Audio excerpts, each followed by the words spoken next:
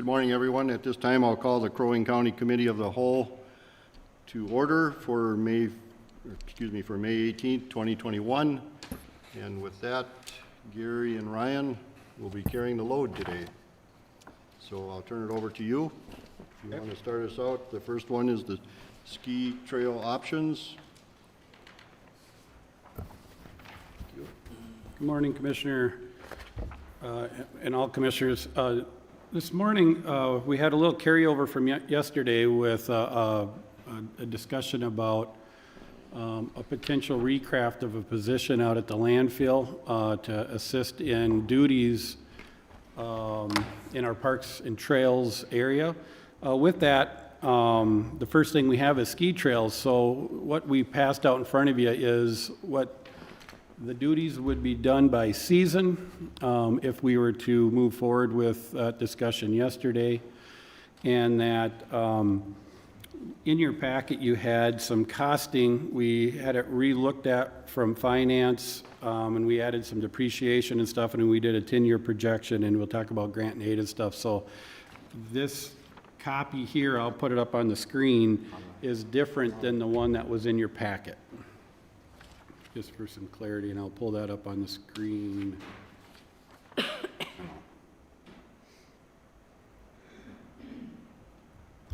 Brian, you want to start, and I'll fill in the blanks. Sure. So for the ski trails, well over a decade, the county staff have been grooming two ski trail systems, Wolf Lake and Larson Lake. And a couple years ago, our grooming equipment, we started to realize it was breaking down all the time, and it was time to replace it. And the main groomer that we had was an Alpine Sherpa. It was 20 years old, and we had to get parts overseas. It was really hard to fix, and it was just it would break down multiple times per year. And so we were faced with a decision: do we upgrade all of our equipment and continue grooming ski trails, or are there other options? And so after much discussion, we came to an agreement with the Brainerd Nordic Ski Club, where the ski club agreed to groom the trails this past ski season. And that agreement was we would pay them about $4,000 in grant and aid funds that we receive, essentially pass that along to them, and as long as an additional $5,900 to help them cover the costs of their grooming.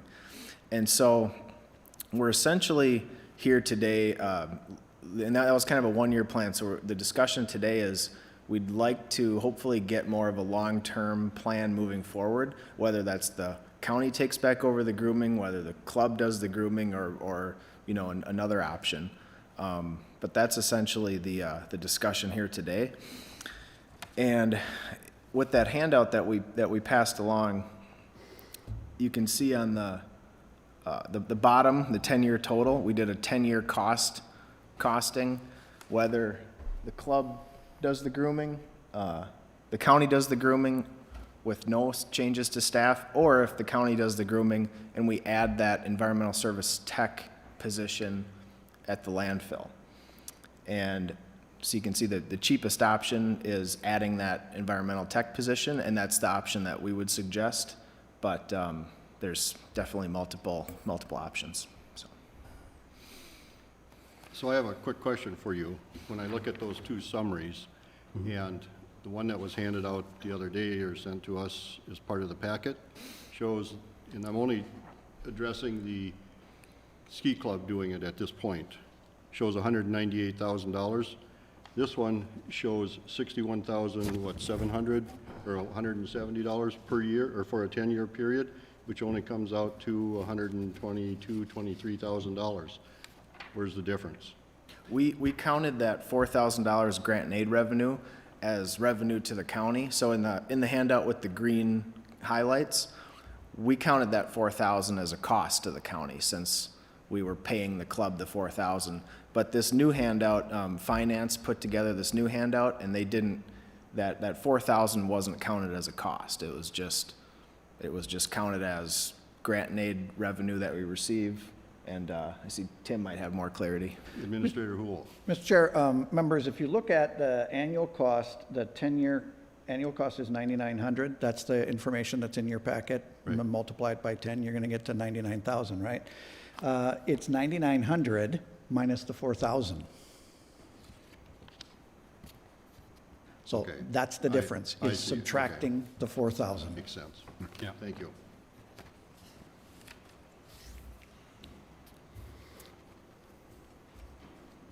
So finance didn't do a 20-year, so where you see the largest ones, they just didn't project out to 20, so you'd look at the 10-year.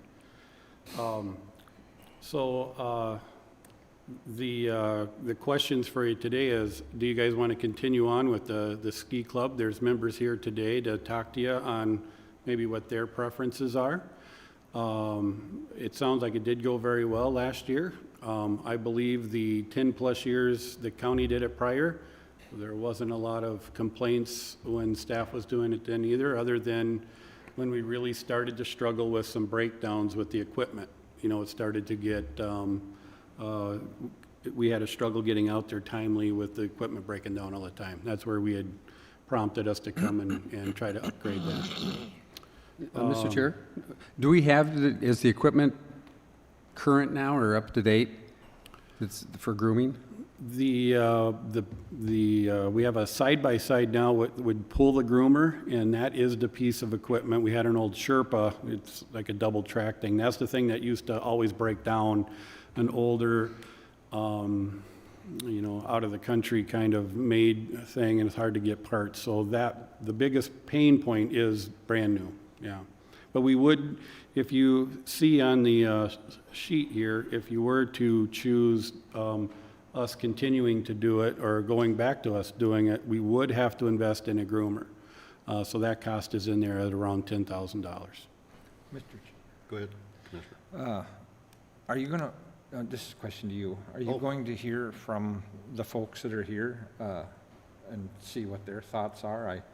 Because after we did discuss this yesterday at a meeting, and usually I count sheep when I go to sleep, but I was counting skiers, so I was kind of like to hear what the skiing club has to say. I haven't, I've always been a no on this. I've always thought that we shouldn't be doing this, but I gave it a lot of thought last night, and I'm coming today with an open mind. So I guess I'd like to hear what they have to say if you're going to let them speak. The rest of the board? Okay with that? Absolutely. So whoever would like to speak from the club? Sure. My name is Brian Twomley. I'm the president of the ski club. Last year, like you said, we engaged with the county to do it for the first year. It was very successful.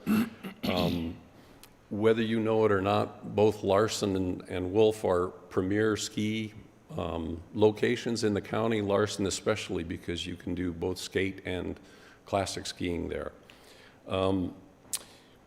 It's a wonderful asset for the county, so I hope we're all in agreement that somebody's going to continue to groom it. Just anecdotally, we probably averaged about 6 to 10 cars in the parking lot at any given time on the weekends. And if you know anything about skiers, you don't ski alone, so it's usually either 2 or 3. So I'm estimating with somewhere between 25 and 50 skiers per day on those 2 locations. So we're serving the public good by doing that. We got a lot of feedback. I skied there a couple of times, and I made a point to talk to people. There were people from Emily, there were people from Deerwood, Brainerd, everywhere. One of the things that we did as a club that I think if the county takes it on is notification, because what we did is when our groomers did the grooming, we sent out emails to our members, and we posted on Skinny Ski letting the public know that it was groomed. And we got a lot of positive feedback, because nobody wants to drive from Emily or Brainerd over to Larson and find out that it's not groomed. So, those kind of things are things that you need to consider if the county takes it on. The only other thing I would add, and I'm very glad to see that we're talking about 10 years. If we continue to do it with the club, we'll probably have to purchase some equipment, and I would ask for a commitment from the county if we're going to do it, that it's either a 5-year or 10-year commitment as well, because we'll have to buy a new snowmobile, the depreciation on it, and those kind of things.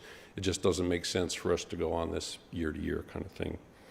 The only thing I would add, and I'll then ask Bill to make a few statements, is that the board makes a decision pretty quickly, because whether we have to buy equipment or you guys have to buy equipment, it's scarce due to COVID, and there's some lead time. We are purchasing a groomer now, and it's 6 months out. We won't, get it until October. So it's just, time is of the essence, even though it's 80 degrees today for the first time, and we're talking about snow grooming equipment. So I think Bill had a couple of comments from our board as well. Thank you. Thank you. I'm Bill Meyer. I think I met most of you about a year ago here when we discussed this to get started with the ski club. So after we had some discussion with Commissioner Hogg, the ski club board had some discussion regarding whether, we should be continuing grooming, whether we should I favor can't that. hear you. I'm I can't sorry. hear you. Whether we should favor okay, hold on a sec. Okay, whether we should favor the ski club continuing or whether we should, encourage the county to get into it. A couple of things that came up from that discussion. One was that the use of the ATV with tracks on it has been problematic, and one of our board members worked for the state, for DNR, and apparently they bought a bunch of them to use in the parks, and after a lot of transmission problems with them trying to pull the grooming equipment, my understanding is, from what he said, that the state sold them all for that purpose.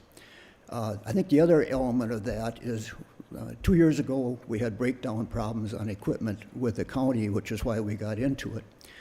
Our current ski club has 3 big snowmobiles that are capable of pulling that equipment.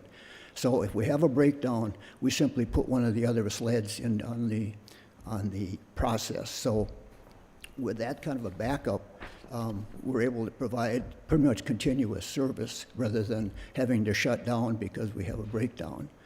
Equipment repairs on these equipment is expensive, whether we use snowmobiles or ATVs, and I've used both in my grooming experience. With the ATVs, I'm sure the life of the ATV will be diminished if you're going to use it for grooming. With our sleds, we look at about 6 years, somewhere in that general realm, maybe 8 possibly, but usually we trade off at 4 to keep the reliability of the sleds up. The new sled, incidentally, that we're looking at purchasing is a $14,000 machine and plus another $1,000 for wiring. So we're up to $15,000 on that. So to give you an idea of what we're dealing with. Repairs on the one sled we had last year ran close to $6,000. So I suggest maybe that the budget for repairs might be a little bit low. And that was just on one sled. The other problem with the ATV with tracks on it, and I have worked with someone that used that considerably, it's very difficult to pack with because the tracks are set out. If you have a deep snow, it works to run a sled through, pack it down first, then come back with the rollers, and then come back with the Ginsu. Okay. I think one of the other big elements that came out of the club discussion was, well, what about weekends? The club grooms when we have snow. If we have a snow on a Friday night, the club will be out there on Saturday morning and groom it. If it's on Saturday night, we'll be out there Sunday morning and groom it. And of course, we've had the experience with the county previously is if it have snow over a weekend, it doesn't get groomed. I think Brian mentioned the communication. I think if the county does continue or gets back into it again, we'd like to work out a communication system where, we make sure that the skiers know when the grooming takes place or when it doesn't. I think the last element might be the question of grooming experience. Putting down groomed ski trails is not a simple thing. And it takes a certain amount of skill and a certain amount of artistic ability, perhaps, to get a good trail down. Having a track that wiggles this way is not considered to be good grooming. Laying a smooth track is good. The question about what equipment to use when the condition of the trail is in some condition, let's say hard-packed and icy, whether or not, you should be digging it up, those kind of questions, that's where the experience comes into it. So I think, if indeed the county were to get back into it again, there's going to be a training period before you're up to speed, I think, and that's pretty much given. So I would suggest that perhaps, looking at the estimate there, that, the other thing I think from the ski club standpoint, when we built that number, because I put it together, we look at equipment replacement as far as depreciation cost. In other words, what it's going to cost us to keep that equipment up. The $10,000 that has been suggested here for equipment, I don't believe from the county standpoint will cover it, because you don't have a replacement element in there. I think, any questions, I'd be happy to. Well, just before, two things.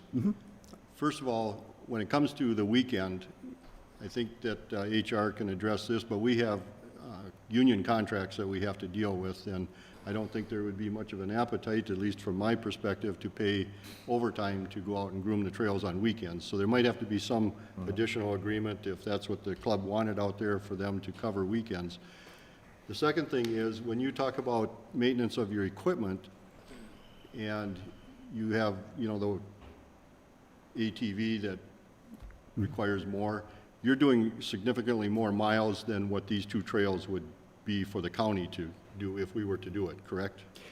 Yes, but we're spreading that out over 3 machines too, instead of just one. Right. Yeah. So I just wanted to make clear that the maintenance for us should be less. Hopefully the quality of the machine is decent, and it depends on how many times you go out there and do it also, but I just wanted to bring that point out. Unfortunately, what it seems to be is the maintenance cost happens to repair whatever breaks down, and in this last case, it was the wiring went on the sled from overload. And with the wiring out completely, they had to replace the harness completely on it, and we got into a lot of, and then a transmission problem also on one, so. Okay, Commissioner Coring, did you have a question? Thanks. Yeah, so I, from either one of you, I didn't hear what your preference would be. Would you rather groom it and take care of it yourselves, or would you rather have the county do it? I guess I'd like to know what your preference is.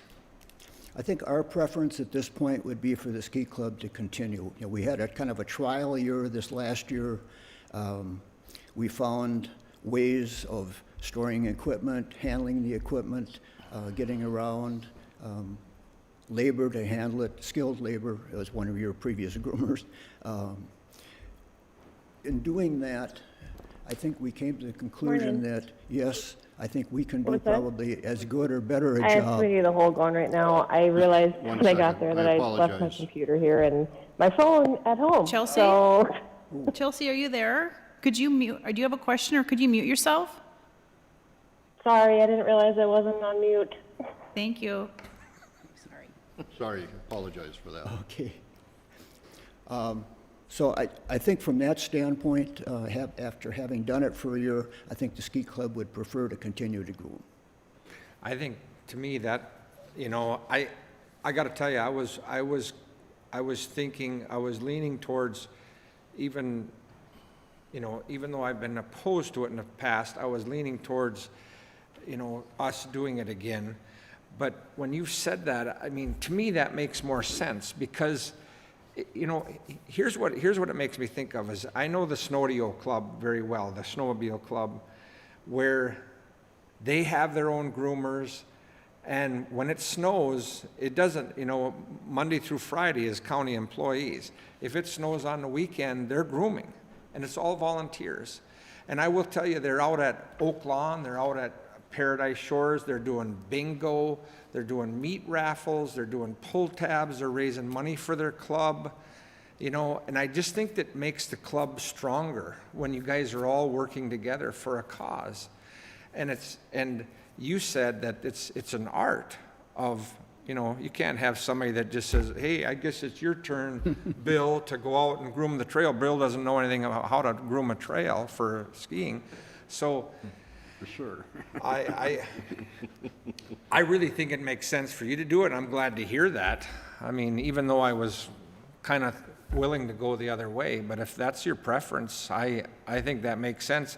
And to me, I would encourage you guys to, you know, maybe consider some fundraisers, you know, and the same thing as the snowmobile clubs. And they have fun things, you know, they do fun things together. Every year they have a property owners appreciation dinner that the property owners, where the trail goes through their property, they have a nice dinner out at Jack's house.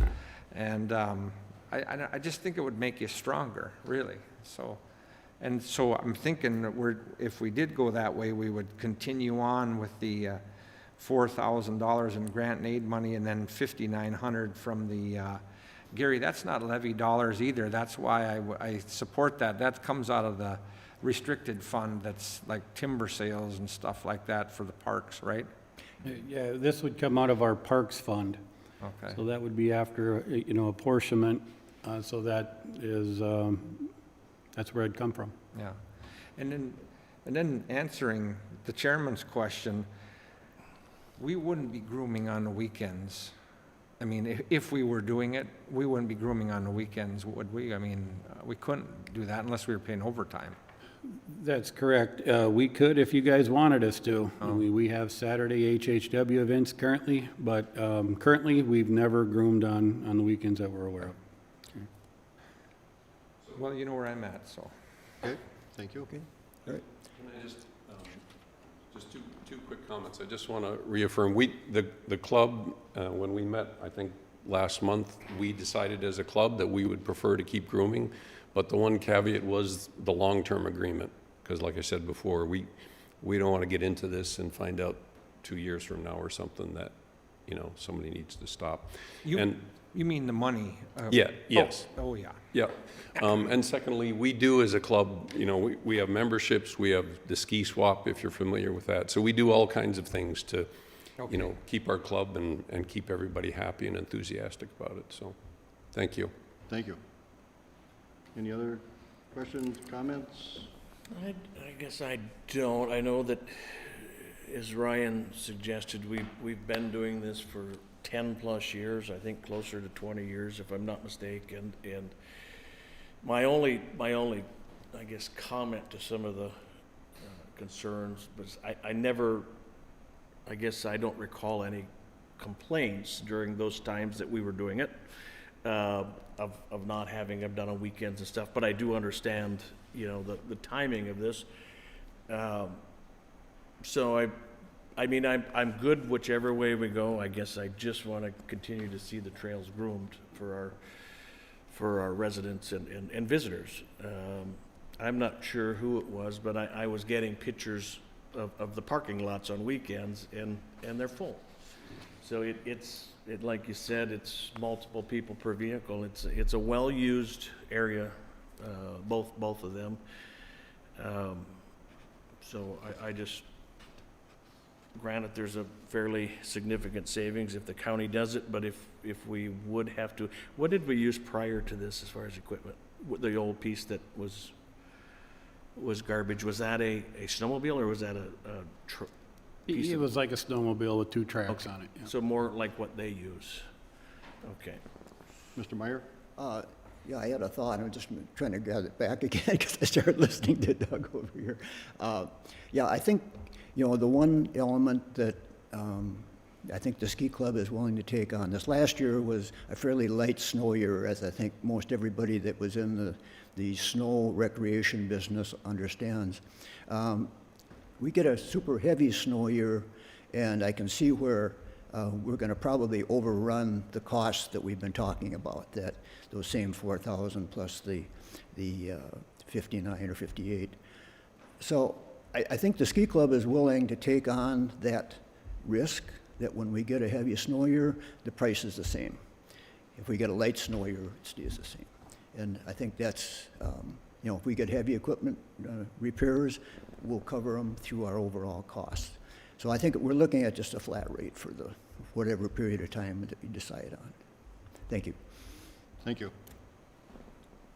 Say, Gary, in regards to your technician duties by season, Yeah. this kind of sends that in a different direction?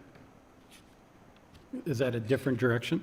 Well, if the ski club does this grooming? Well, we definitely have other duties we can do. I think we figured that off of historical days that we used to do the grooming, that's what Ryan did, was come up with it'd be about 5% in the wintertime that we would dedicate to do the grooming.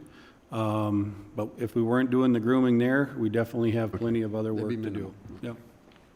Yeah. As I read that, those percentages that you threw there is about 6% because there'd be some outreach to the clubs, building a relationship there. Sure. Maintaining that. So that's the impact to that position that he was asking for. So I don't think that's significant at this point.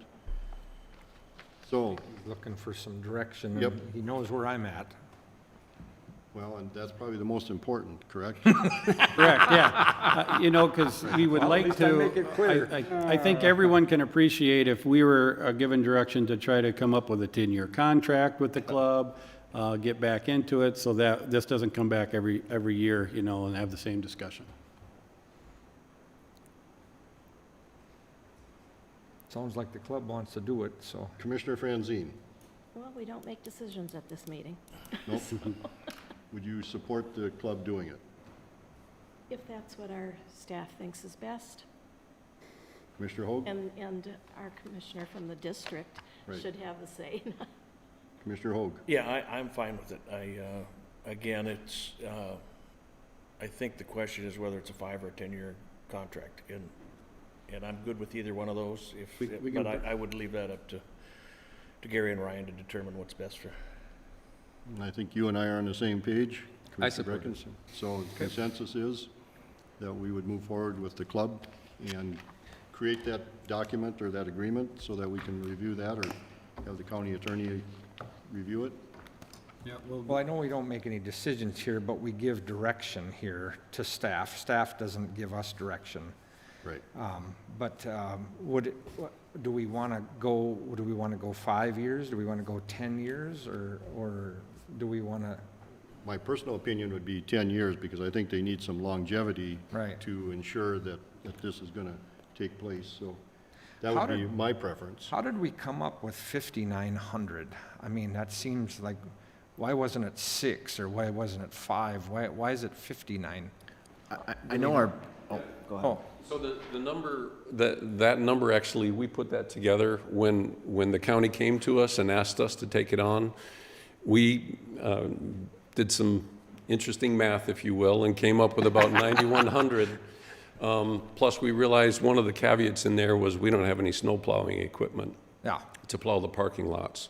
So if you recall, we asked for the county, and that's, I think there's a $900 item in there to include the snow plowing.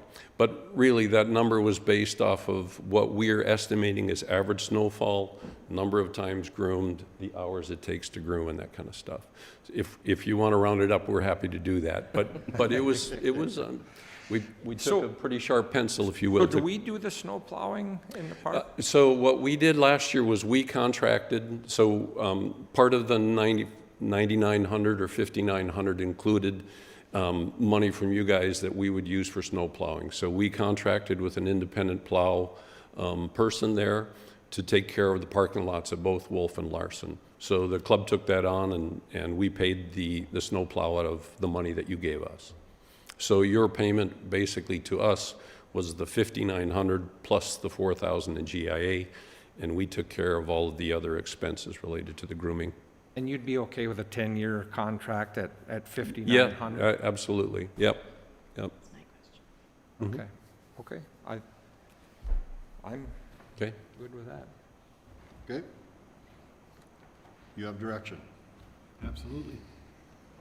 All right. Thank you, folks, for coming in and You can stay Ms. for the Ryan? rest of it. Ms. You can Ryan? stay for the rest of it if you want.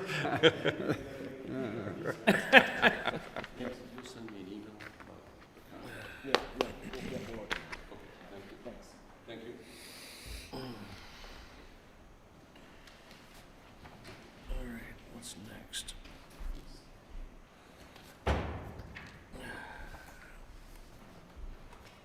Good. gosh. We gotta keep the timber sales going. So is this one not good? Oh, he's just making sure you had we didn't know that you maybe had some printouts already, Doug. I'm sure it's the same then. Okay. Yeah, if it's what you gave last week, it would be the same. Oh, well. I thought we had to print We'd rather have it twice than not at all. It's okay. change the process. Yeah. That's the way I Well, they do a lot more miles than just those, so. But I'm sure, I think Bill could do it. I think Bill would be more than capable of grooming trails. On the weekends, on the weekends. Trail will go from 2 miles to 6 miles real quick. Right. I quit. All right, item number 2, Land Asset Management Policy and Conservation Fund. All right, so this item is another review of our tax forfeited land asset management policy, which helps guide how we manage tax forfeited land in terms of not so much forestry or recreation, but more other items like land exchanges, leases, repurchases, easements, stuff like that, and land sales. The policy was first approved by the board in 2017, and then we brought it back to the board last December of 2020 for an update. And the main update last December was that we added a clause to the policy that when we're selling tax forfeited land to cities and townships, we will always sell for market value, no matter what, no matter the purpose that they want to purchase it. So the reason we're bringing it back today is we have two main edits since December of 2020. On the sale to cities and townships portion, instead of the only option of selling for market value, we modified the policy so it reads that selling for market value is preferred, but we added secondary options so that if cities or townships want to acquire tax forfeited land for certain public uses, they can apply to acquire those lands for free. And so we split it out into 2 categories, recreation and infrastructure. So if a city wants to acquire a piece of land for like a park or a trail, that's more recreation. And the policy says they have to present to the Natural Resource Advisory Committee first, obtain approval there before coming to the county board if they want to acquire land for free for a park or a trail. If they want to acquire land for infrastructure like a road or a police station or a fire hall, then they could come straight to county board and ask for that free conveyance, if you will. And so that's the change we have, or the first change we have up for discussion.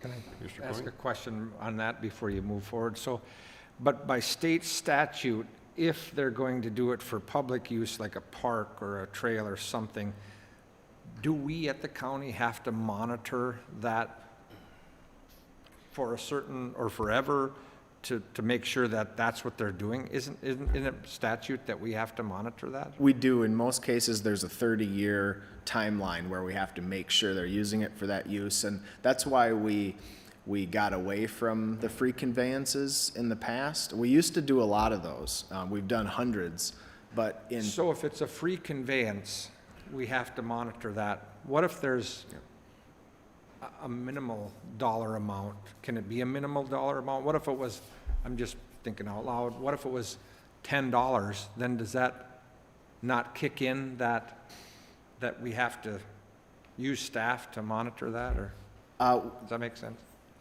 These sales wouldn't qualify for a minimum. So like for Okay. selling for a park or a trail, it's either free or estimated market value. Okay. Yep. And then on this sheet here, red is brand new language. Yep. Anything in red is a change since December of last year. It's brand new language. Yep. But then, if you look on this page 5, there's red language, but it's all crossed out. So was that language that was there, and you're getting rid of it? Yep. So the crossed out red language is what would be removed. So And underlined red language is new. brand new. And blue is what? Why is just That's just a link, I Show think. hyperlinks. It's a hyperlink. link? Good. Okay. All right, just so I can understand it. Commissioner Holt? To Paul's question now, if we were to, say, give a parcel to a city or township with their intended use, but they don't follow through with that, is there something in our ordinance or our statute that would convey that back to us? We would have to initiate that process and make sure we catch it and file the paperwork with the state to get the Because property I back. believe there is one, but I don't know what that length of time is that they have to complete their project. And if that's specified, I guess, would be, if and ever we do go that route, I just think it's important that we assure the people that the project that is submitted is done. Yeah, unless they have a special plan, they have 3 years to implement the project from the date we give them the property. Yep. Well, we can look at that one that I have in mind, but it's been probably close to 3 years and nothing has happened, so I just, I'm just cautious that we don't, Sure, and that's we one don't of go the, down that road. that's one of the tracking issues with the free conveyances, where if we sell it to them, they can do as they Right. wish with the property, yep. Commissioner Hoag, I don't know if you know this, but you and I are agreeing more and more all the time. I don't know if I'm getting closer to you or you're coming closer to me on I the. think I'm going to go to Florida for a while. So I have a question about some of the new language. And on, it's page 11 of the document, but page 14 in the packet. On here? What Yep. page, Steve? It'd be page 14 if you look at the very bottom. Or, That was on the, that's one that was handed out early. Oh. Okay. All right. so it says on there that the NRAC, or the Natural Resources Advisory Committee, must approve. I have trouble with that language simply because they're an advisory committee. And here we're saying that they have the power to approve or disapprove. And I don't agree with that. I think they have the right, or we're asking them to take a look at these things and then advise us as to what they would like to see us do. But it comes to the board for the final decision. So that particular line is a problem for me. We could change that to just seek a recommendation from INRAC. No matter what the recommendation is, they still could come to you guys. That would be. Would that be better? No, that's my opinion too. Sure, yep. I can't believe that we're agreeing on everything here, but that, that's why we're elected. Absolutely. These, God bless these committees that give us recommendations, but that's just what they are, recommendations. Ultimately, that's why people go to the polls and vote, because the county board makes the final decision, so. And For that one, I have to sorry. agree. I don't want any of these committees to think that their recommendations are the final say. Sure. Our intent with that one was, we didn't want, 5, 10 different cities coming with, we want this tax forfeited land for this park and this trail, we want it for free, and we start getting all these requests. So our intent with that was, that would provide a buffer from that. So, but I see what you're saying, and we could easily We don't need change a that. buffer. We could easily change that to say, proposal must be reviewed by the natural They can resource. advise us either way, yes or no, and then we can make our decision Correct. from our perspective. Okay. Yep, Okay. similar to the planning commission on plats, yep. Okay. Yep. And then there's that parking lot discussion, page 11 in the handout, or probably page 14 of the packet. We have parks, trails, and public beaches listed under, the first 3 bullet points there, and then roads and public service facilities under the infrastructure portion under B. But we would like your input on where public parking, civic recreation, and transit facilities would fit under each of those. Would you like those to go to NRAC first, or straight to county board for consideration? What do you think, Tim? I guess We're trying to follow a distinction that we heard from Commissioner Franzine, and it was about that infrastructure versus recreation. And it was that wants versus needs. And of course, that's in the eyes of the beholder, right? It seems to me that if you have something that is, you're much more likely to approve, like a road, then you would put it in the second category.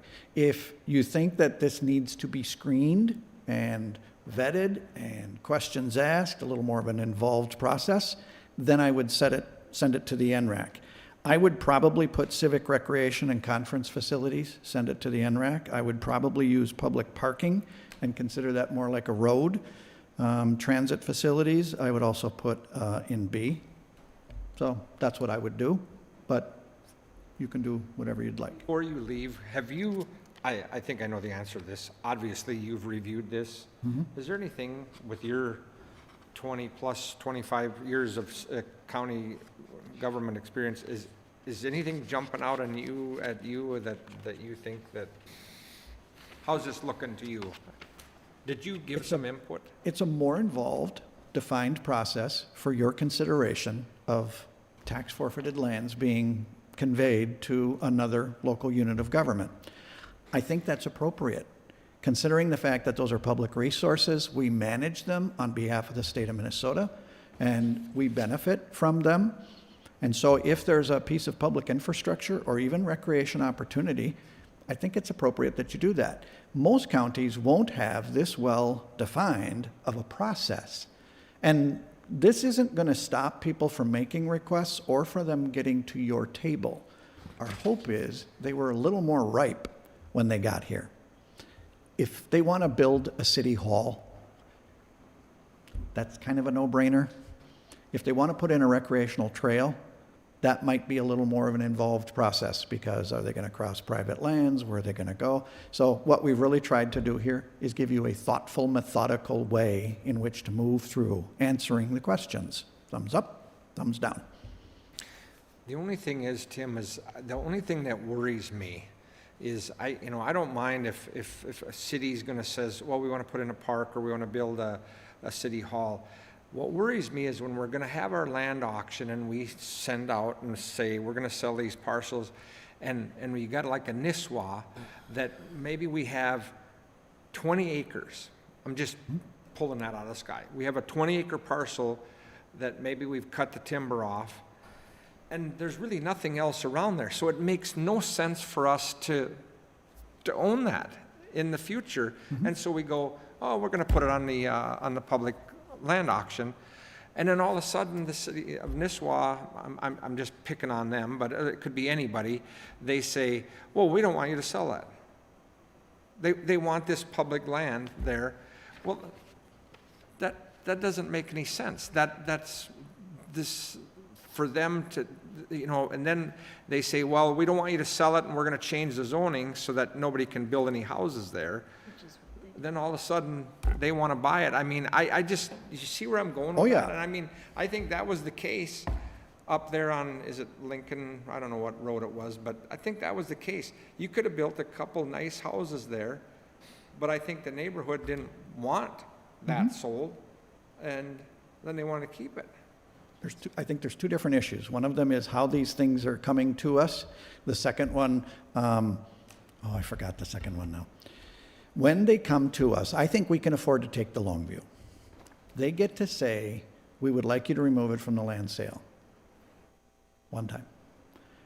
And then we should have a conversation with them. And I think that's appropriate. That's okay.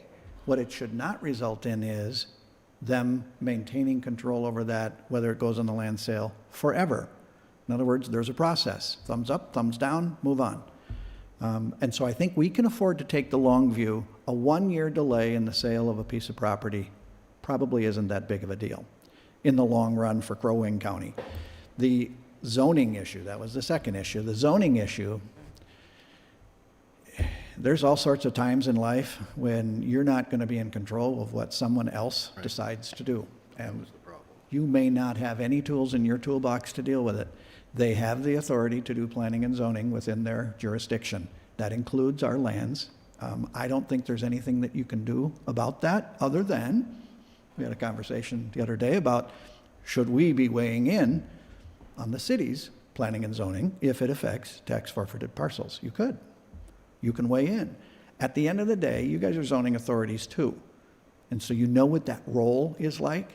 But I don't think there's much you can do outside of the political process or litigation to impact their zoning. And so then it's like, okay, well, I can't control it, so I'm not going to lose sleep over it and move on. It is what it is.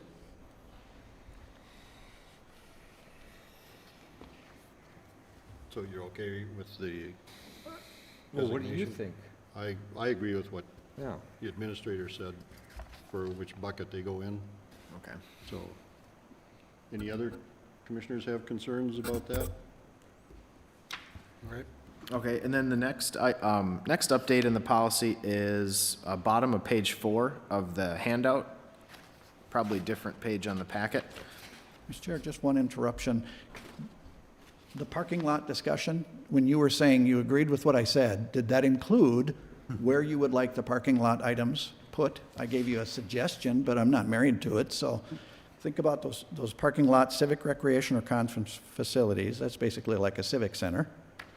Public parking lot, transit facilities. Which of the buckets above, A or B, do you think they should go into? Should they go to the planning, or the NRAC first with a recommendation coming to you, or can they come here directly? We still would like to get some direction on that. I think, isn't that what you said, Steve? You agreed with what his suggestion was? Right. Yeah. Okay. Okay, so the next update, middle bottom of page 4.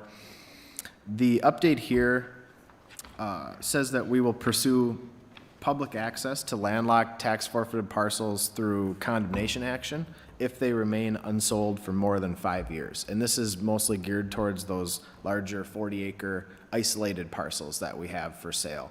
The reason we did this update to pursue condemnation is the previous language said we'd pursue a cartway, and the cartway process is just too cumbersome. It's not the right tool to use.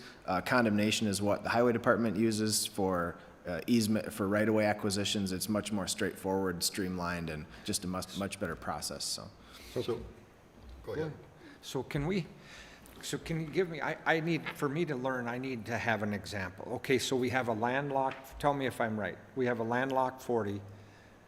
The only people that are enjoying that landlocked 40 are the people that own around it. They've had the opportunity to buy it because we put it on the auction, but nobody buys it because they're enjoying it for free.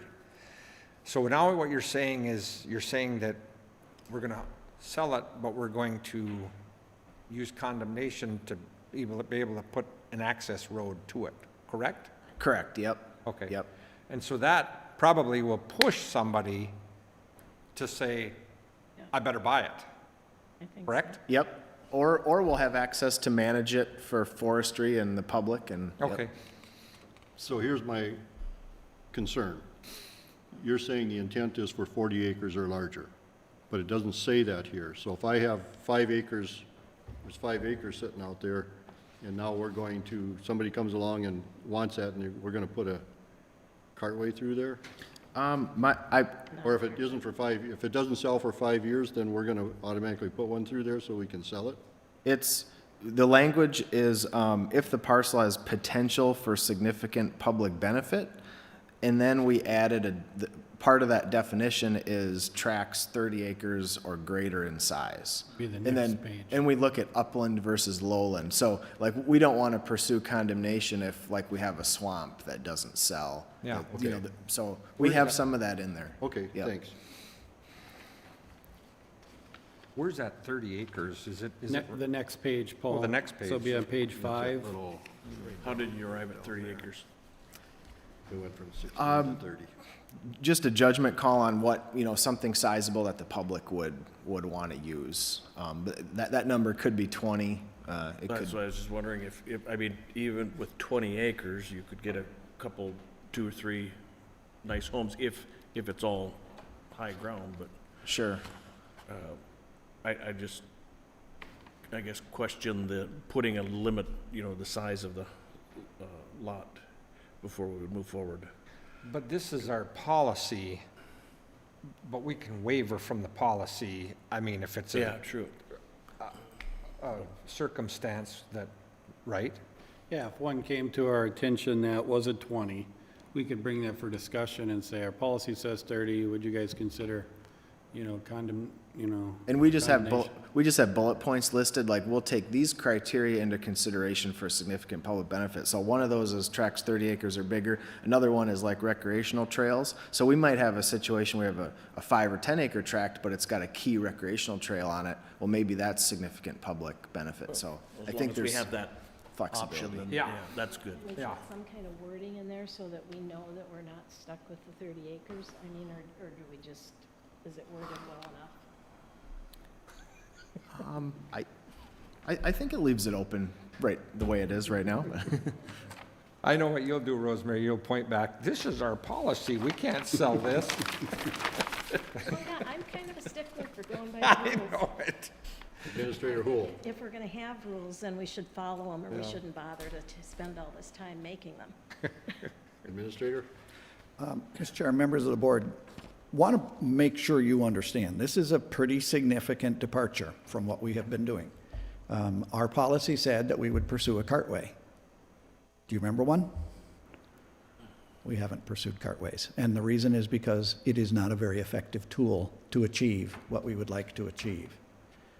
Condemnation is a very effective tool. Correct. Very effective tool. We will gain access to landlocked parcels. There is the potential for that political fallout from folks who may be enjoying the fact that it's a landlocked parcel today. I want you to be prepared to expect to hear from them.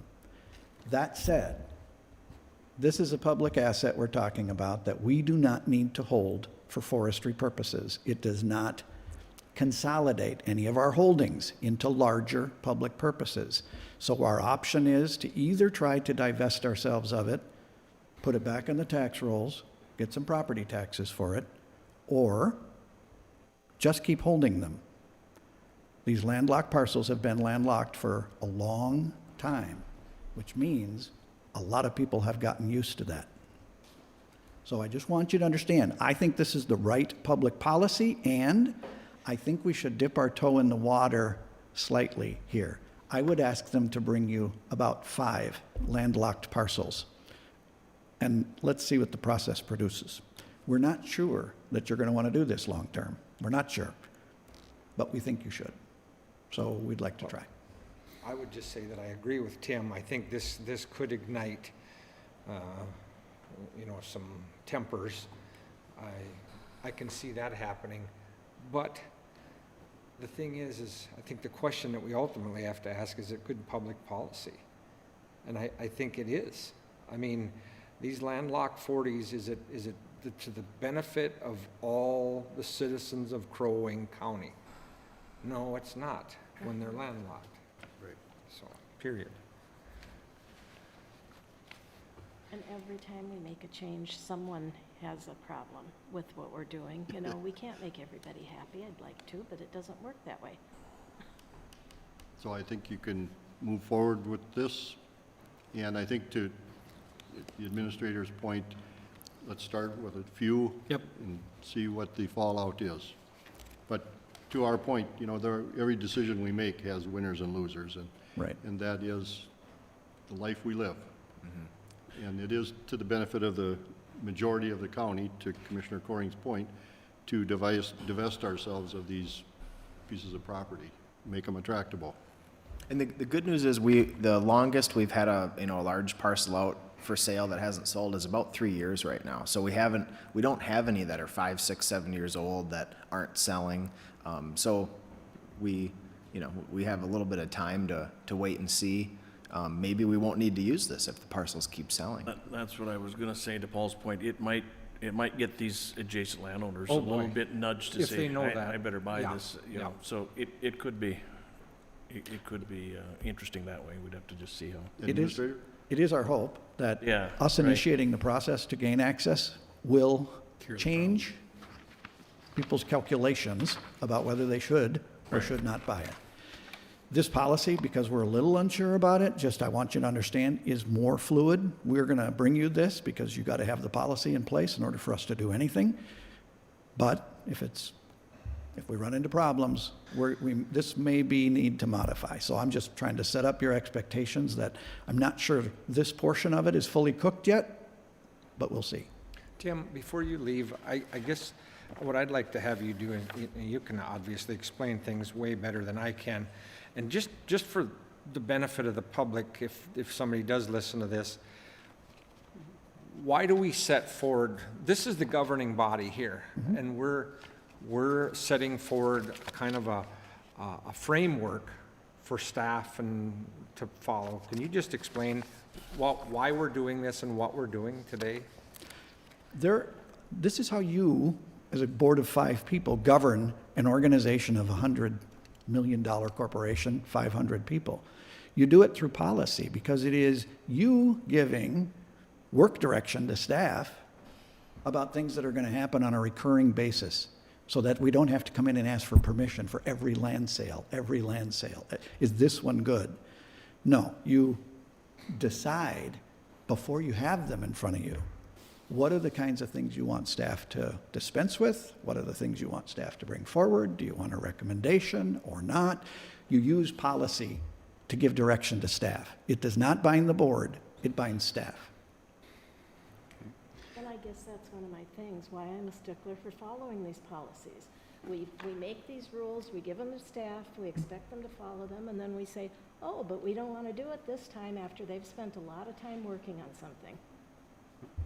The only thing is, Rosemary, is, and I'm not trying to, poke you or anything, but it's just, that's why we have a variance process that people go through with the Planning and Zoning Commission and the Board of Adjustment, because they're going away from what our policy is or away from what our rules are, because I don't think every single thing is the same. I think that something comes along, a certain situation that we might have to deviate from policy. But I think it sets a framework of kind of what direction. But I don't want our staff to have to, if it's definitely against this, yes, we need a variance process. I agree with that. There are things that don't fit into this. But to have our staff go ahead and work on something because we've set a policy and they think they're doing what we want, and then all of a sudden we decide after they've spent hours and hours, that's not fair to them. So. But that's our prerogative. That's why we're elected at the. Yes, but shouldn't we have a mindset where we're helping our staff rather than hindering? Well, I think I'm helping them. I don't know. Yeah. Say, Ryan, when we do these condemnations for access, is that based on the 66-foot wide roads? Good question. I'm not sure if it's 33 or 66.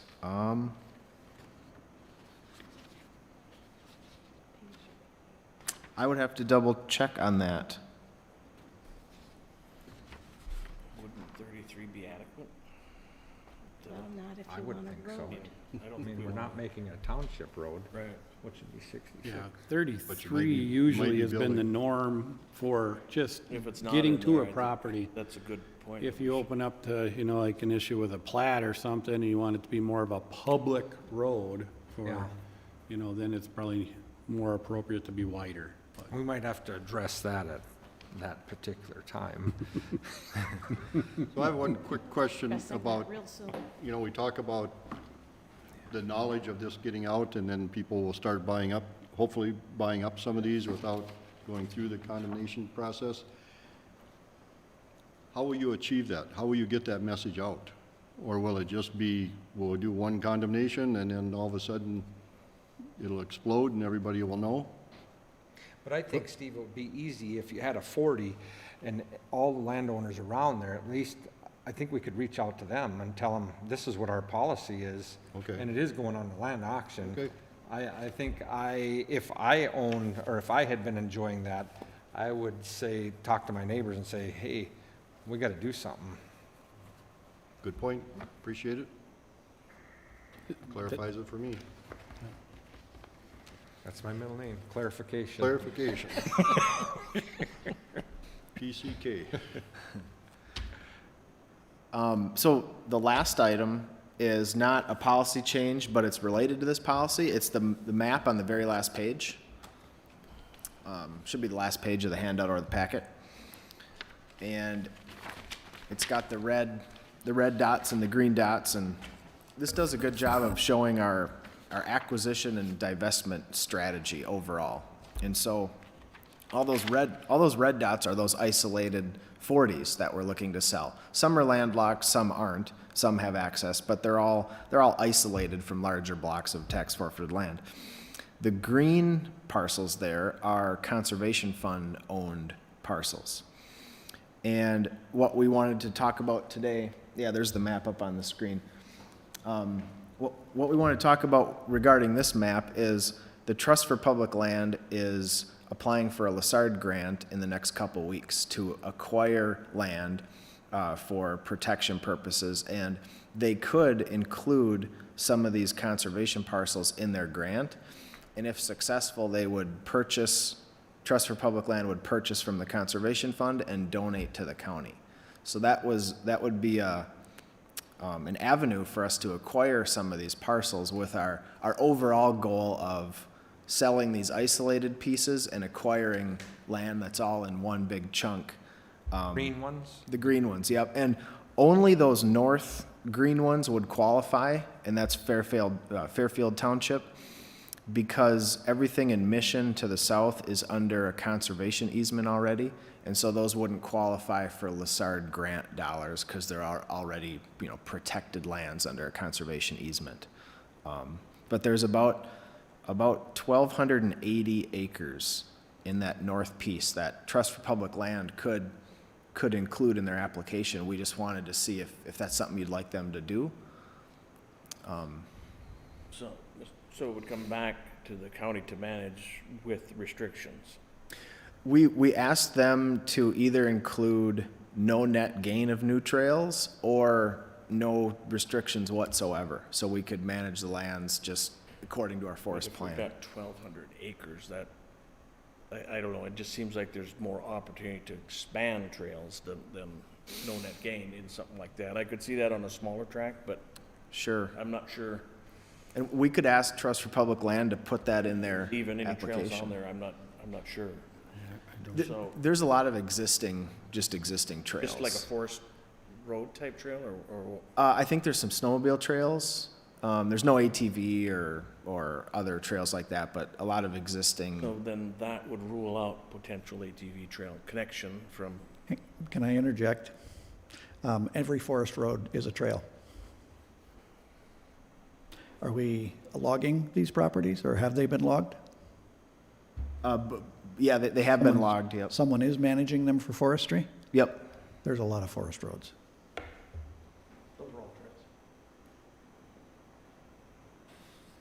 Well, I agree with Doug. I just want to make sure that we're not gonna, somebody's gonna start giving us a whole bunch of land and we can't manage it the way we deem, some dummy from Minneapolis is gonna tell us how to manage property up here when I'm elected by the people that live up here. I'm not gonna have that happen. I'm not gonna support that. And then you're gonna go from 140 that we're managing, and then as soon as you cross over to the next 40, it's a whole different set of rules. I don't know how we could manage that. It doesn't make any sense. well, I like the idea and the concept, and if indeed there are a few miles of forest trails, then probably something could be put together. But again, to Paul's point, if it's just gonna sit there with nothing, no opportunities, them get tough. Would it be safe to say that Trust for Public Land could include these in their grant app if we can acquire them with no restrictions whatsoever and manage them according to That all sounds our... good to me. That'd be sweet, That sounds if good they'll to go me. with that, yeah. Administrator Hool. I doubt you're going to get that money. I doubt you're going to get that money. I think you have to go into it with the same approach that we've been taking on recent conservation parcels. As long as it has been forested, in order to forest it, you have to put roads all over the place. There's a web of roads on any forested parcel. And those forested roads are used by ATVs if it's open to the public. Those are trails. I think the no net loss will serve you and will get you where you need to be as long as there are existing forest roads. As long as we have Yep. an accurate Yep. count of how many. And we should forest just, roads there are. and you could probably look at the aerials and find them Yeah, pretty quickly. Ryan, you should take a look at an aerial and show us where that is. But this goes back to, and, you know, the discussion we just had about condemnation. Commissioner Franzine helped drive that discussion to the table. Commissioner Coring, this is still driving a conversation that you initiated 4 or 5 years ago, probably. And it was, why are we holding on to all these small parcels? Right. Right? Right. And so the idea there was, there are parcels that make good sense for us to hold. And if it is immediately adjacent to something we're already foresting, maybe it's an island in the middle of it, and we're foresting all around it.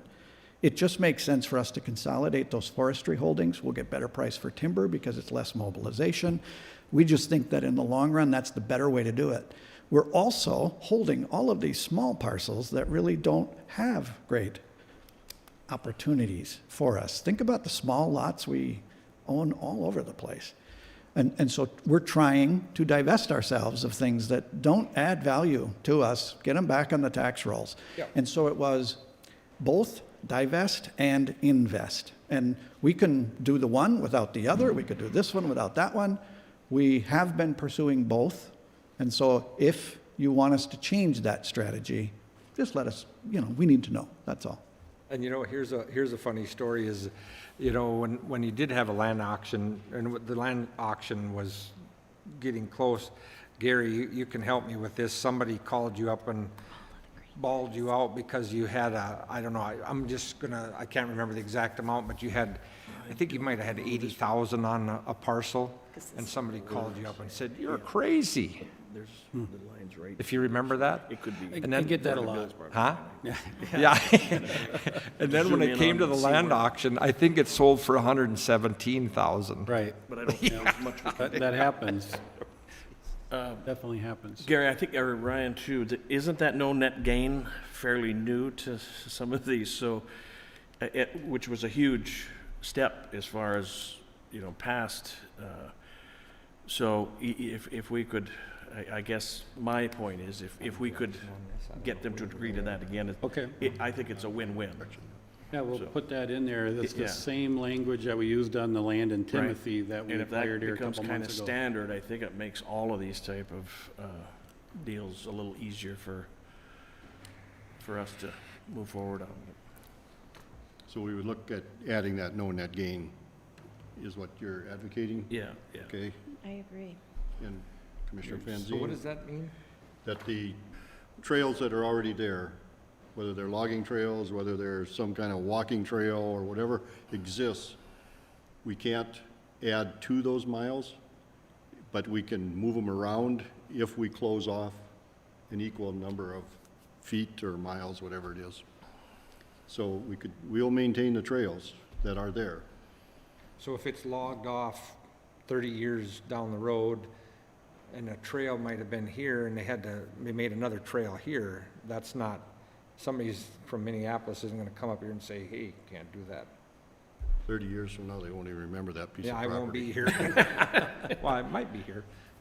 I might be still on the county board, who knows? Oh, good luck. Yeah. Commissioner Brecken, you're okay with a no net gain? Yeah. Yeah, I guess so. Very good. Allowing anything. What? Better than not allowing Right. anything. Exactly. So Gary, just one quick, or Ryan, so I know the DNR, all their property is closed unless marked open. Because I talked to the DNR guy just a couple days ago. What are we? Are we open unless marked closed? Yep. Yes. Okay. Always open unless there's a sign there. Okay. All right, so we're on to number 3, the Parks and Trails Plan update. Thank you.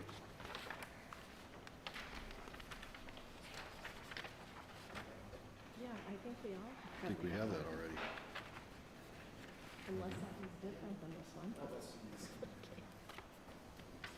I think you're right. I'll just kind of start with this one just a little bit and then hand it over to Ryan again, is, I believe, Steve, I'll start with you, that there's been some interest in having a more vision or long-term plan or strategic plan on what we're doing with our parks throughout our county. So when we're trying to get to this, we're like, well, we already have a recreational trails comprehensive plan. Would it be beneficial that we just add the parks to that plan and build out a section to really talk and speak to those? What's probably missing in there too is we have currently 17 boat landings or launches that we take care of and all that. It's not maybe spoken to enough, on what we do with those and why we have them where they're at and all that. But what we could do is go back and do a full-blown, robust update to the trails plan and walk it through more of a, probably 1.5 to 2 year timeline and bring it up to more of what our comprehensive plan for the county, kind of that kind of speed. So we're just kind of seeing what the flavor of the board would be on what you would like there for the Parks and Trails Plan update. Do you want it more of a scaled down, or do you want that whole thing looked at?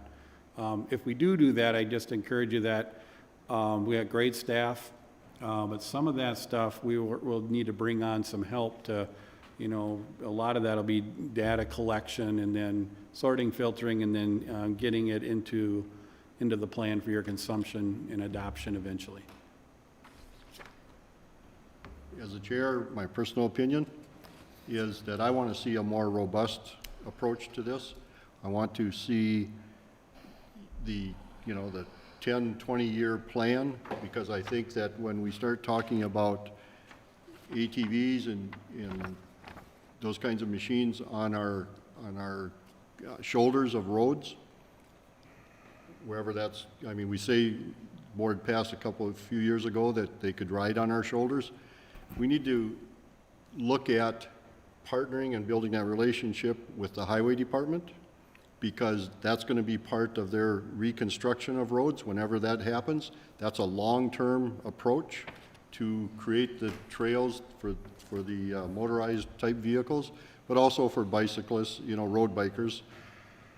So I think that it's important to have that grander plan that looks at it because of the issue with the highway department. And when we talk about safety with the highway department, it's not just the drive lanes where there's safety that's also on the shoulders of those roads, but where do we actually want those trails to be acknowledged?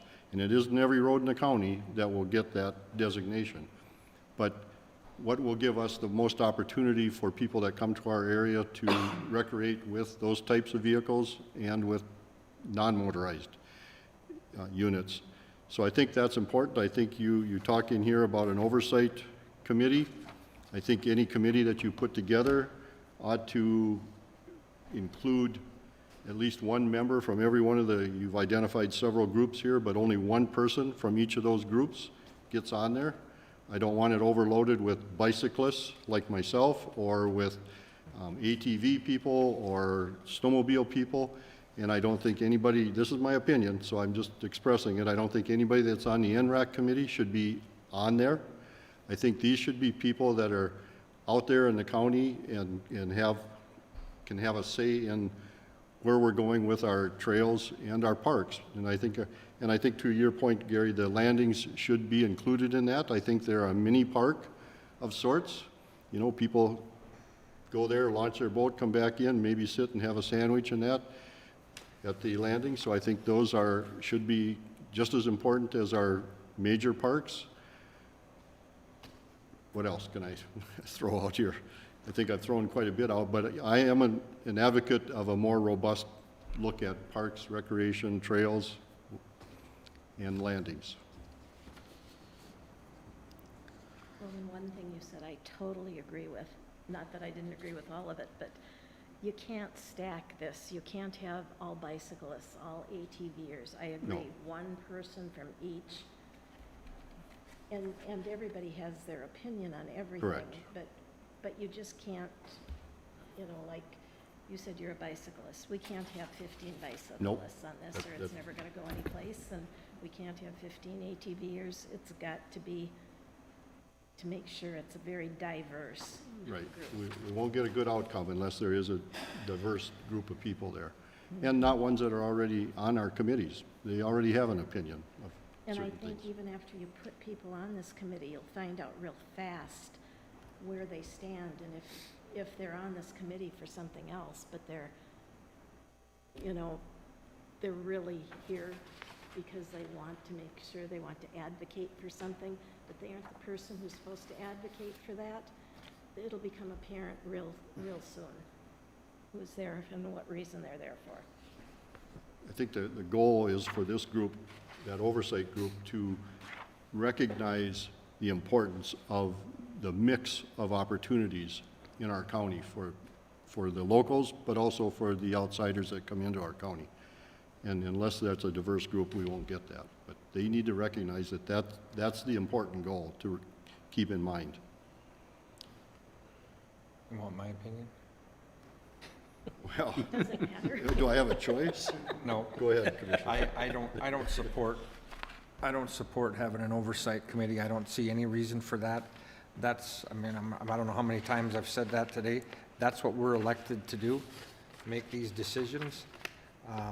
Just don't see it. 15 members at $75 a pop plus mileage, you know, we spend $1,500 for one meeting. That's why we're getting paid. We're getting paid to be the governing body for the county, and I think we can, I know I can make a decision as it relates to this. And like I said, you know, I've come around to, I never was a parks guy. I thought, cities have got parks and state parks and federal parks, but, you know, I think with age comes wisdom. I've seen the fruits of our labor with the South Long Lake Park. I've been up to Doug's Park, up to Milford Mine. I think it's absolutely beautiful. I don't know why there's some a-holes that have to wreck our parks. Don't make any sense to me. I mean, it must be low IQ people, apparently. But I just don't see any reason for this oversight committee at all. I mean, I think we can, even if we had to have extra committee of the whole meetings to have discussions, robust discussions, and but I don't support that, having an oversight committee. How does the, you know, the consultant and costs get covered with that? For funding? It would come out of the recreation funds. Is that what your question? What's the balance of that now? The balance of our recreation fund? About 150,000.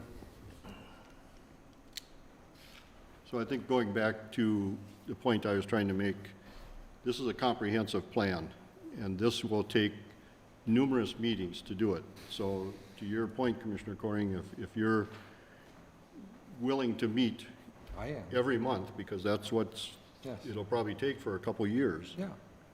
to get this done, I think there still will need to be some kind of project manager to keep it on track and not get off track and move us towards a completed document that we'll have at the end.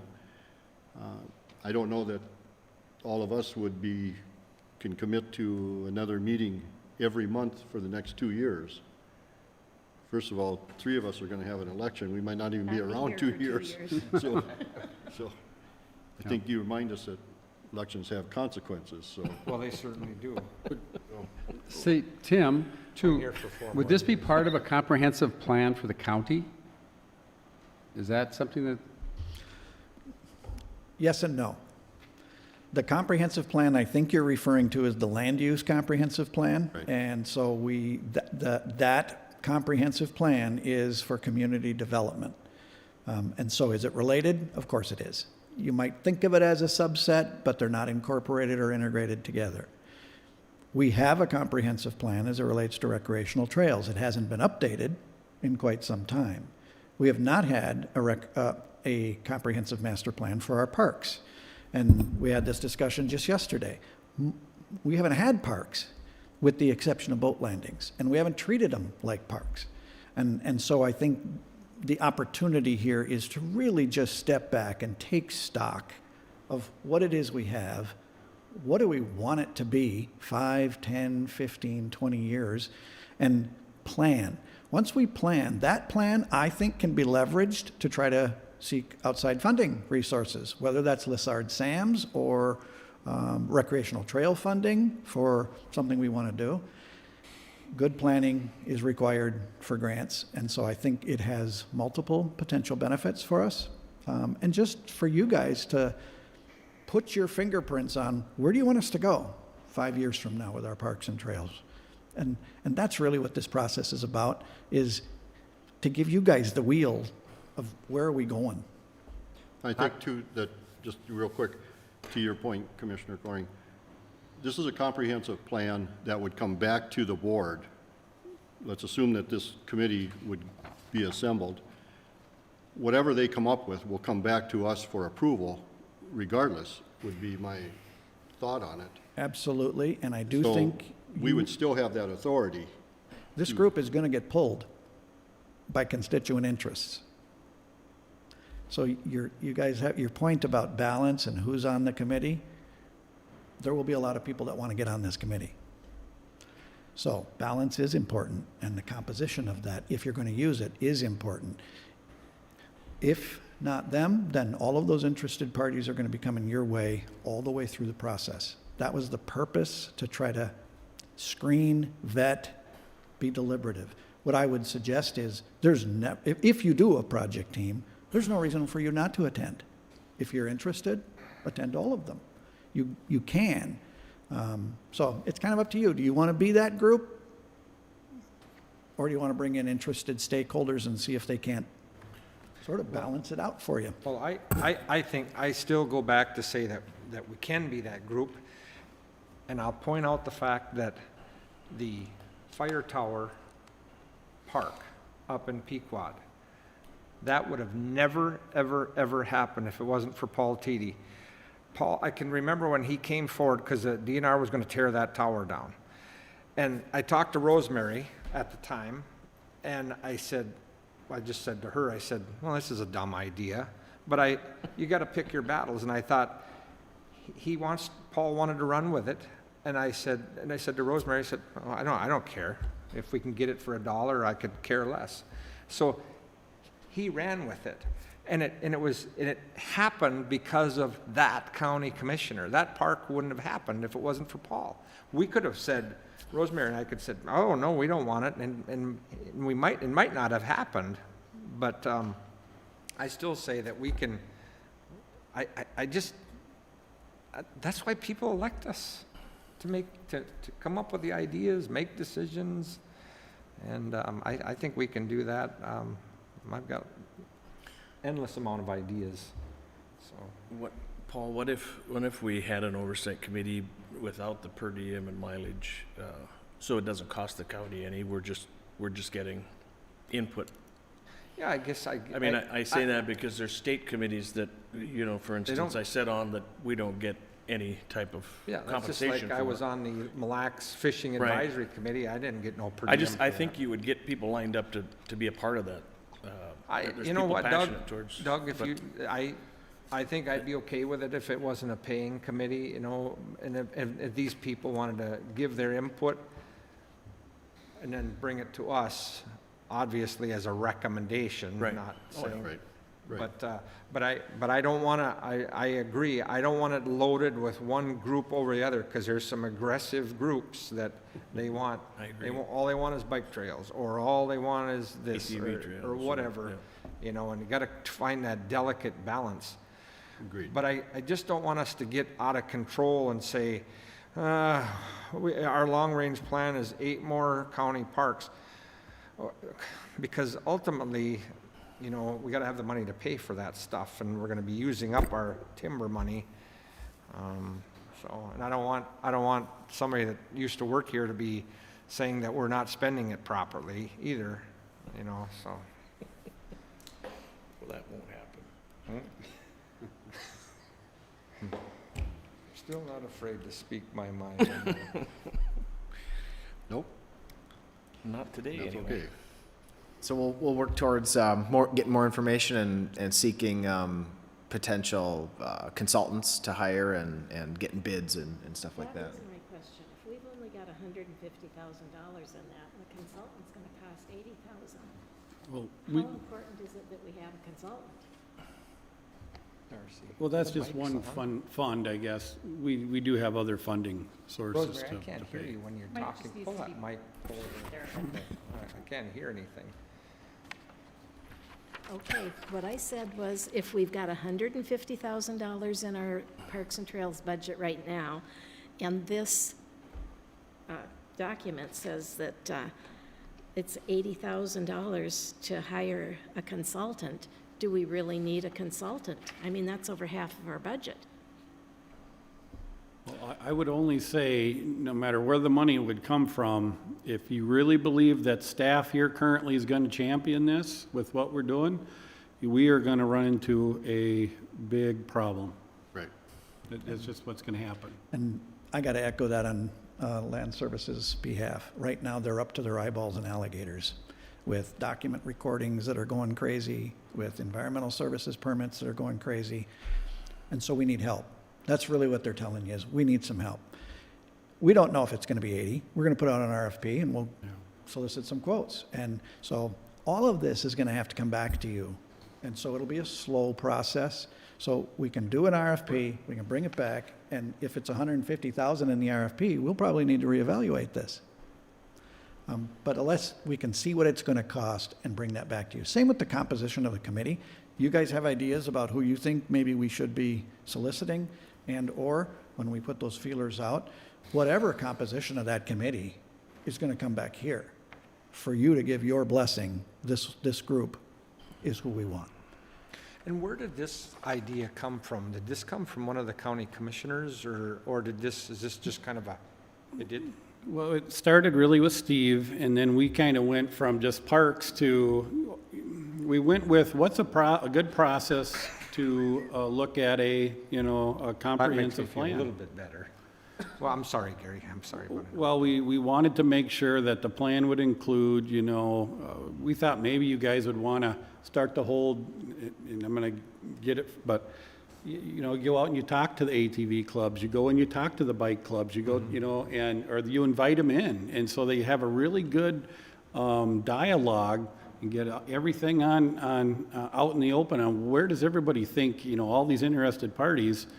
And then, this committee taking all that, brings you a recommendation on how to try to piece it all together within what you guys want as far as the oversight of how much county government you want involved in that. I know it's kind of messy, but at the same time, this will be a big time commitment to pull it, to execute it correctly. I think we need to give it its real due here and not try to, just get it done in addition to other things. It needs to kind of have its own lane. What I looked at, Commissioner Coring, when I started thinking about this, and this comes from some of my experience on the Baxter City Council, you don't just take a road and decide that you're going to have a bike trail on that, and unfortunately, what you'll have is those share ride things, where the arrows are already in a roadway. If we plan accordingly, and this is respect to the highway department, if you're looking at out 10, 15, 20 years, there's a greater possibility to get the shoulders that will accept an ATV, the width of it, to all be on bituminous rather than 2 wheels on dirt and 2 wheels on the shoulder. The same with bicyclists. It becomes a safer trail for everybody. Again, it's not for every road in the county, but I think it's important that the highway department and Parks and Trails or Land Services has a vision to say, this is what we think will happen in that time frame. It costs money to build those shoulders out, but that would only probably happen when we're rebuilding a road, not just out there redoing the surface of a road. So if we rebuild a road, then we would build it with those 8 or 10-foot shoulders, which is a much safer proposition for ATVers and bicyclists, people in wheelchairs, whoever's using it, walkers. So that was my take on it, was that we need to have something that's looking forward, so that when the opportunities present themselves, whether it's grants that we can get out there, that we have the paperwork and the plan in place to go after those, preferably outside dollars, but some of it might not be outside dollars. But we also have to make sure that in the long run, we're enhancing our recreational opportunities for the economic growth in our county. And I think that's important also. And if we don't do it, somebody else will. And I can guarantee you that the North Shore, the Alexandria area, the Winona area, they're all looking for opportunities to take the dollars away from us. So we've been lucky so far. I think we actually have been blessed with what we have here. But I think we cannot sit back and think that it'll stay this way forever. Well, I hope that when we increase the recreational opportunities here, that we have enough Staff. beds and Airbnbs and everything to accommodate all these people. Understood. Yes. Commissioner Franzine. I guess over the years, when something got to us like this, you knew you already had the 3 votes to go forward. I know that over the years, we've tried to eliminate committees rather than build them up. But like I said, this seems like it's already a done deal, in my opinion. I don't know whether it is, whether it isn't, but you must have more than one person. You know, he's taking credit for it, but there must be more than one person who's told you to do this. Wow. I don't know that I've talked to anybody else about this, to be honest. But I'm sure you probably, someone else has probably talked to them I've talked to about this. I don't Gary know. about it. I don't know, but as all I know is that over the years, we have tried to eliminate rather than, Yep. you know, add committees. And It's really up to you if you... NRAC could possibly do this. I don't know. You know, I'm looking at all sides of it.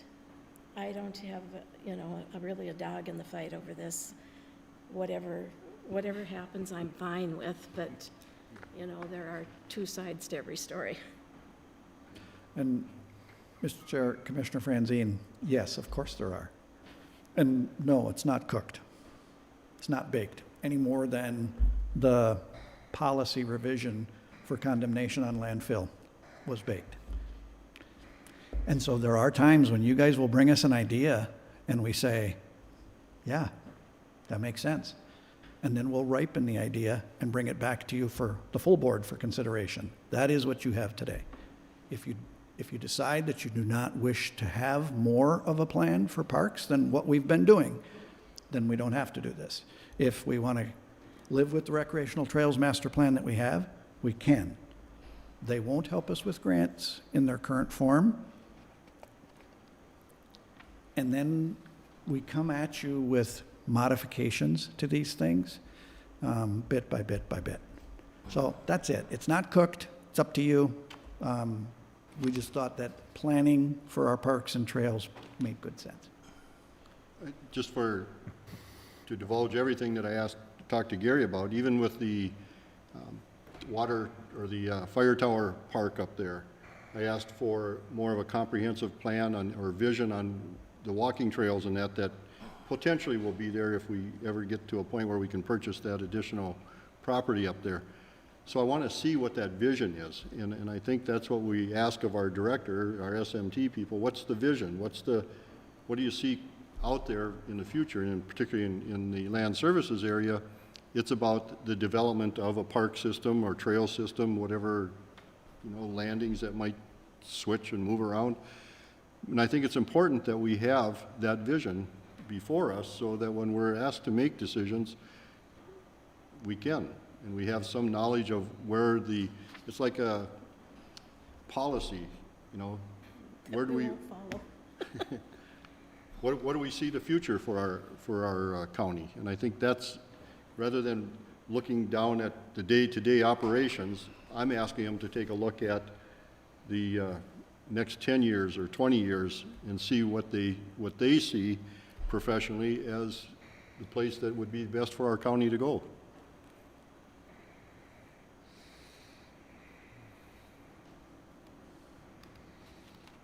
So they're looking for direction on this.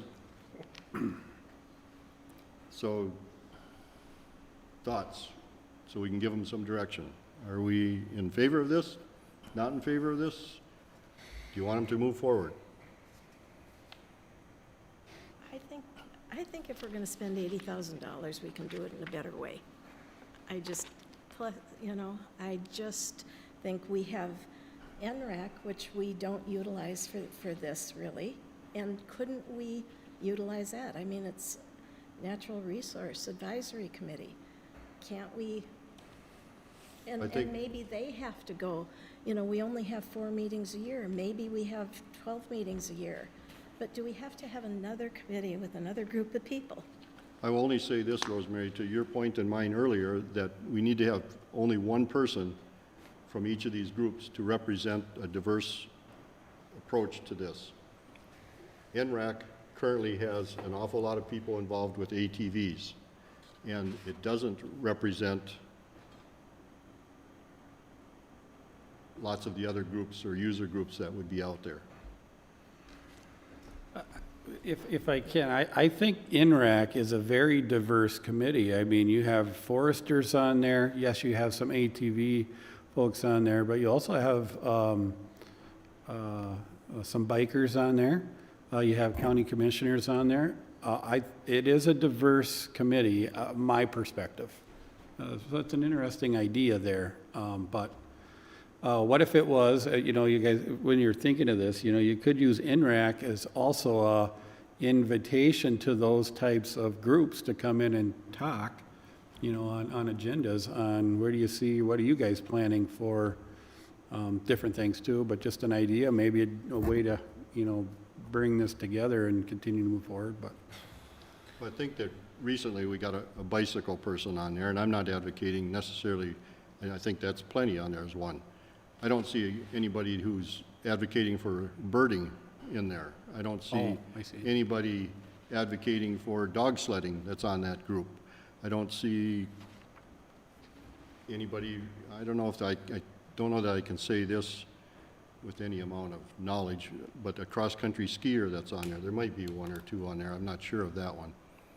So there's some groups that aren't represented there, and if you are just invited in to speak to a particular thing, you're not given the same authority as if you are a member of that committee.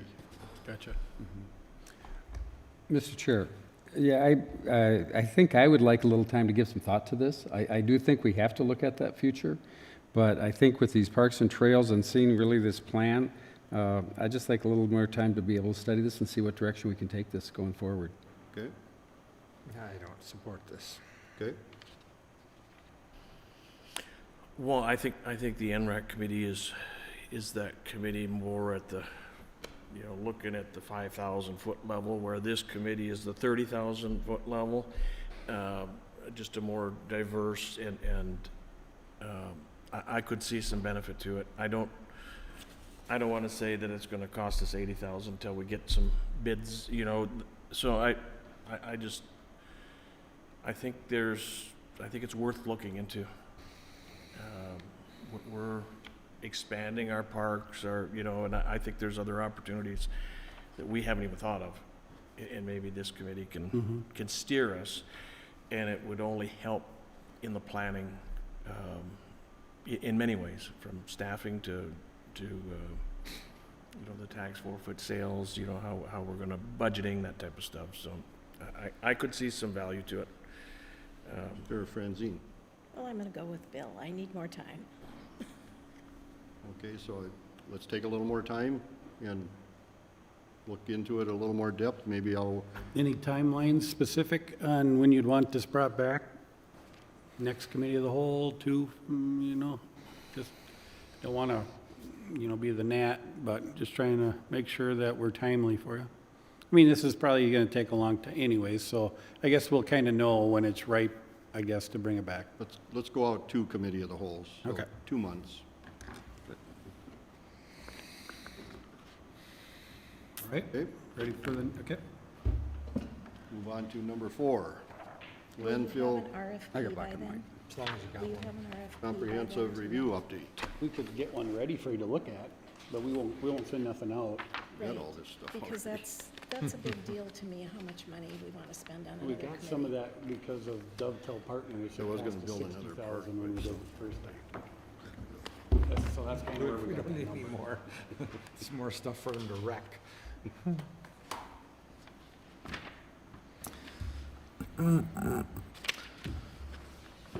Good. All right, so for the landfill comprehensive review, over the past year, we performed a comprehensive review of all of our landfill activities, and we discussed the findings and recommendations with the Solid Waste Committee, and we wanted to bring them here just for the full board's review. The handout today just includes the executive summary from the report with all the key findings.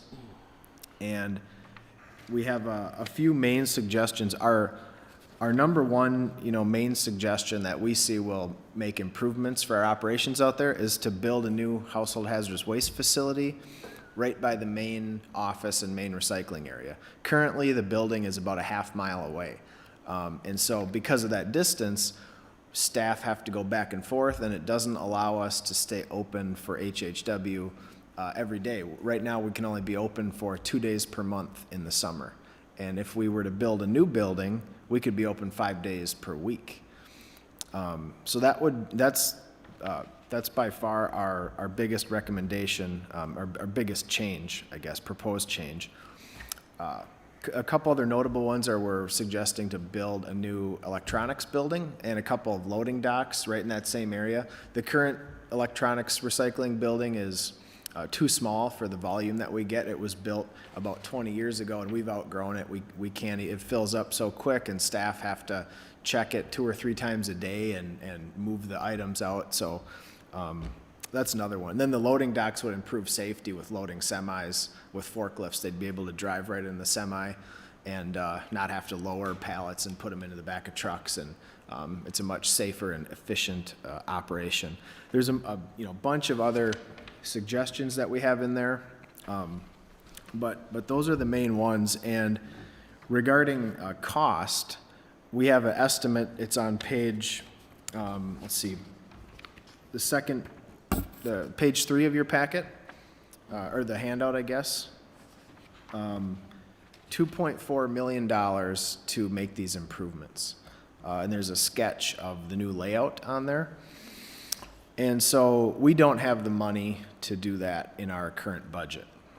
But there's solid waste capital assistance program funding available. It's bonding money through the state. And WIDSEF has provided a proposal that's also in your packet to help us apply for that funding. And their proposal is they would charge us an hourly rate to essentially write the grant or write the application and help us apply for that funding. And I believe WIDSEF capped it at $3,000. So it would cost us about $3,000 if we want to apply for this funding for this HHW facility move. If we're successful, it's a 50% match. So we would have to come up with essentially half, 1.2 million out of the 2.4, and we have the money in the budget to do that. So Ryan, can you just go through this? So this clearing and grubbing, subgrade cut, is that all part of putting in this new facility? Yes. Yep, everything, that's all part of the HHW building, electronics, and loading dock construction, yep. I wanted to also just supplement what Ryan said, and I think, I'm sure all of you at one time, or I know you've all been out there, this isn't a case that anything's broken. The landfill, I think, runs very well. And I guess it's a privilege to say I get to help make decisions out there at such a well-running machine.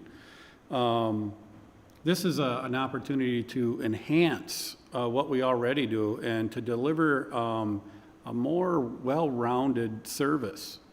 With the reduction of our drop sites for recycling, we're seeing, first quarter, we're double what we were last year with recycling coming to the site. One of the things that we would like to get to is anytime you go to the landfill, we're open to take HHW along with mattresses, electronics, and recycling all at one time. To be that, we used to call, when we built the new counter in land services, a one-stop shop, because you used to, go all over campus for different things, and eliminated a lot of that. We would like to think we could make our landfill site very similar to, I got recycling I need to drop off. Now I've changed how I do things. I still want to recycle, but I don't just drop it off daily anymore or weekly. Maybe I have to go every couple weeks because it's not as convenient, but it's still fairly convenient to go to the landfill. So that's the idea. And on this little picture up here, this is where the electronics building, the recycling is located right there. Our HHW building is here. So roughly, eighth or quarter mile away. And so we have staff. Your office is here. This is where they do a lot of the work during the day. And then we have HHW. It's just kind of a disjointed for staff operation. It's not very efficient if you're looking at managing staff and trying to, get the best return on your investment from staff cost. And to basically have all that operation right here, right at the main gate, so they don't have to drive all the way back here to drop off paint and chemicals. They could do it right here along with everything that we handle from a county's side. Could be a good opportunity. And that's what, we had presented this to our solid waste committee, which is Doug and Paul. And we wanted, obviously now it's time to bring it to the full board for consideration. One of those key things here that we talked about yesterday in doing this model, where we would be open as that one-stop shop, would be bringing on that additional help or that third staff, that tech position, that we would be flexing those people out into our parks and trails at the same time, being more of a customer service-based site. And I know I don't want to say overuse that, but right now you drive in there, you drop off your recycling, you throw your TV or your electronics in one thing, you have to do your mattress. If we had staff that are always located there, we can help you. We can help you say, hey, you got a big king-size mattress here? Let us help you get that out of your truck. Oh yeah, I can grab that TV or assist you. And that's the difference that we could have in the future versus what we do today. But it's not broken. It works very well today. So Gary, right now, household hazardous waste is once a month? Is it? Twice a month. Twice a month. First Wednesday and Saturday. Yeah. This way, if this was, just for that, for example, okay, let's say I have a load of leaves and brush that I'm going to come out there, which they take for free, and I'm in my garage and I see, I've got some household hazardous waste and some stuff and I have a box and I put that in because I'm going out there anyway. I can't get rid of that unless I'm there on the day that they take it. This way you're talking about a one-stop shop where that would be, that people would be able to bring that out there along with their electronics and everything else, correct? Correct. I mean, there is a by appointment, but if you would drive out there with it in your truck and you hadn't called ahead, Yeah. if staff isn't available, maybe they went to Ideal that we try to not turn anybody around, but it does sometimes not work out that you can leave it. And I think when we talked on the solid waste committee, Doug, tell me if I'm wrong, that, now that we've kind of quit different sites, Crow Wing, Township, Garrison, Crosby, and, you know, and we're kind of having people come out to the landfill. We're trying to make it a lot easier where, when they're recycling, and this was kind of that idea of trying to make it be a much easier experience for them, right? That's correct. I think it also prepares us for the future years to come in recycling. As we watch the numbers increase, I think it's likely going to continue to do that. This will carry us through many years to come to And these continue are- recycling. And these are restricted dollars that we're only able to use out there in the landfill, correct? Correct, these are very restricted But we're funds. not gonna, we don't, at least in our conversations, we had no plans, there's no levy dollars. When I say levy dollars, property tax dollars. And there's no plan, at least I'm not in favor of raising the solid waste fee. There's no plan currently for that, no. Okay. What kind of staffing level will this increase?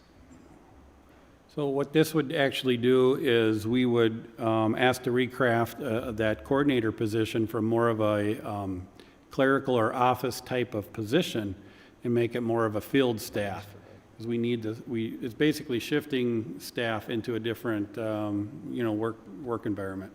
So the people that do the hazardous waste on Wednesday and Saturday, are they already currently working and reassigned to other positions? So there is no increase in staff except for that one Right. person? That's the plan, yep.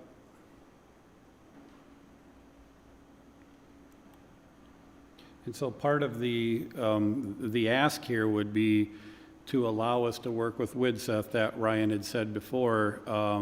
It's a risk, you know, because we might not get the money, but if we were to get a 50% cost share, that would greatly help, you know, move this forward. But we wouldn't move forward unless we did get the 50% cost share.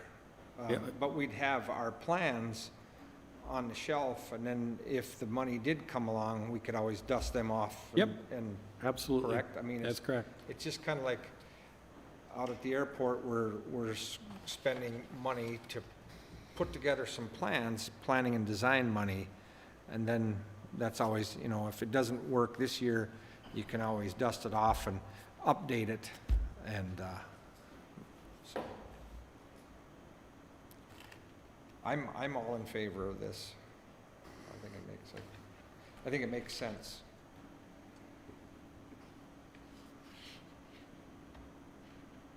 So one thing I haven't heard, though, are we talking currently, too, about the new position with respect to this?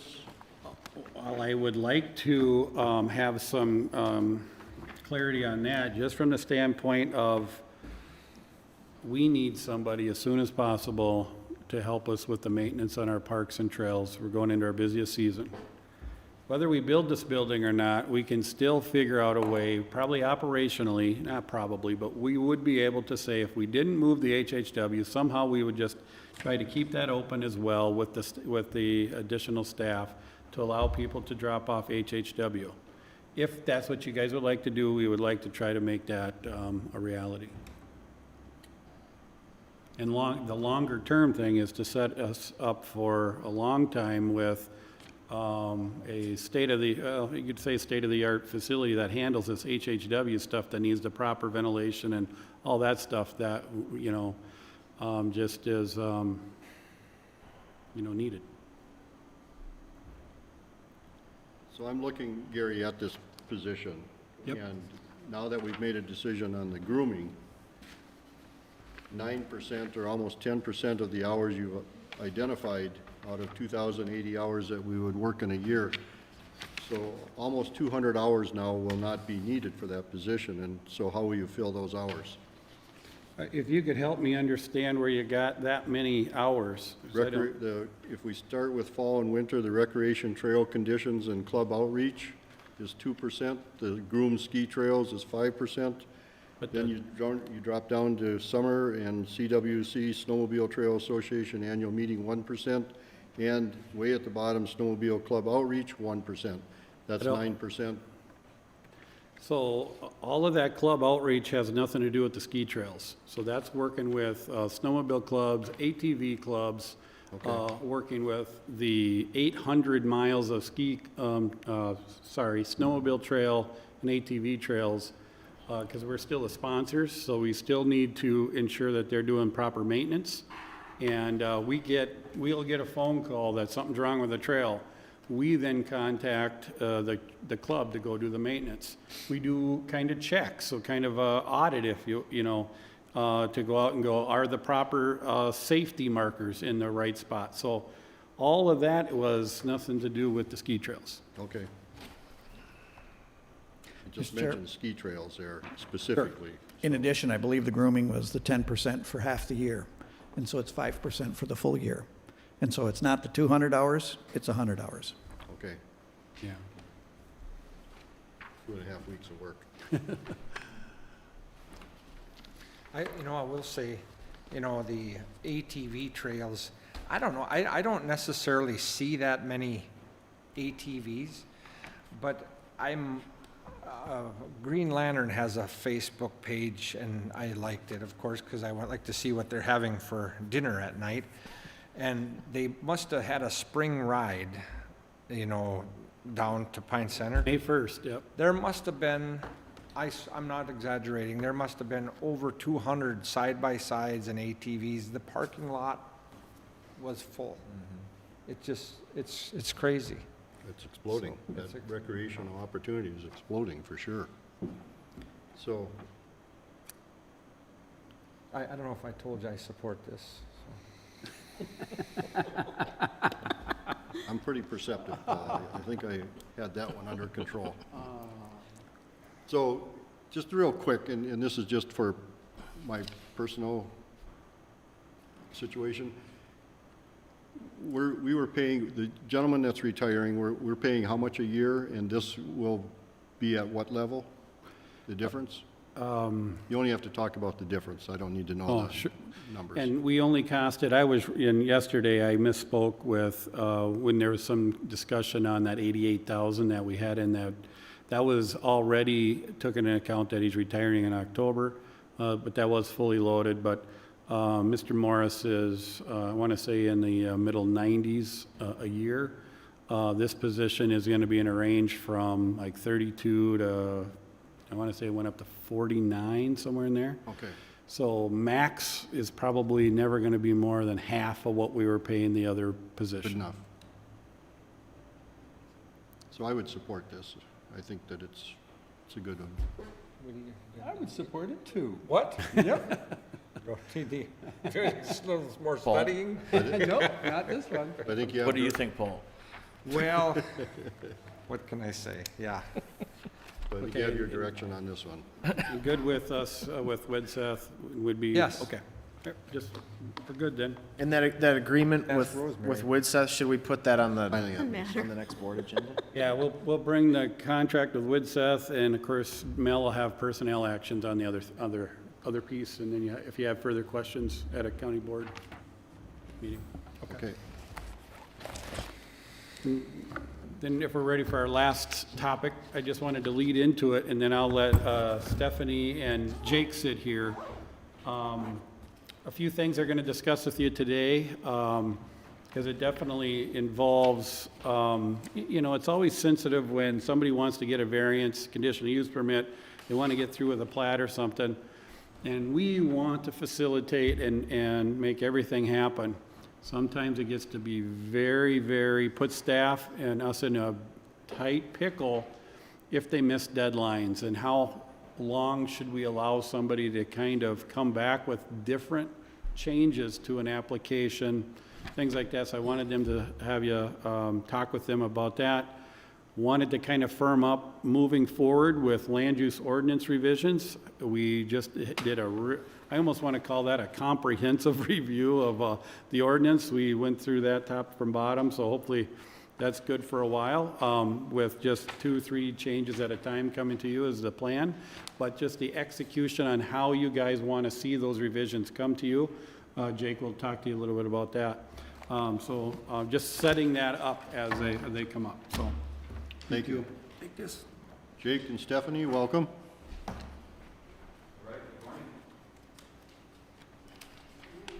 Morning.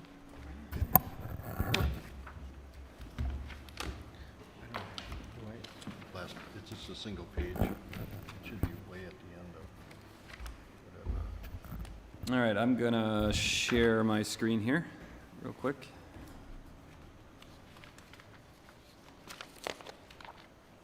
Maybe it's up here. Parks and Trails.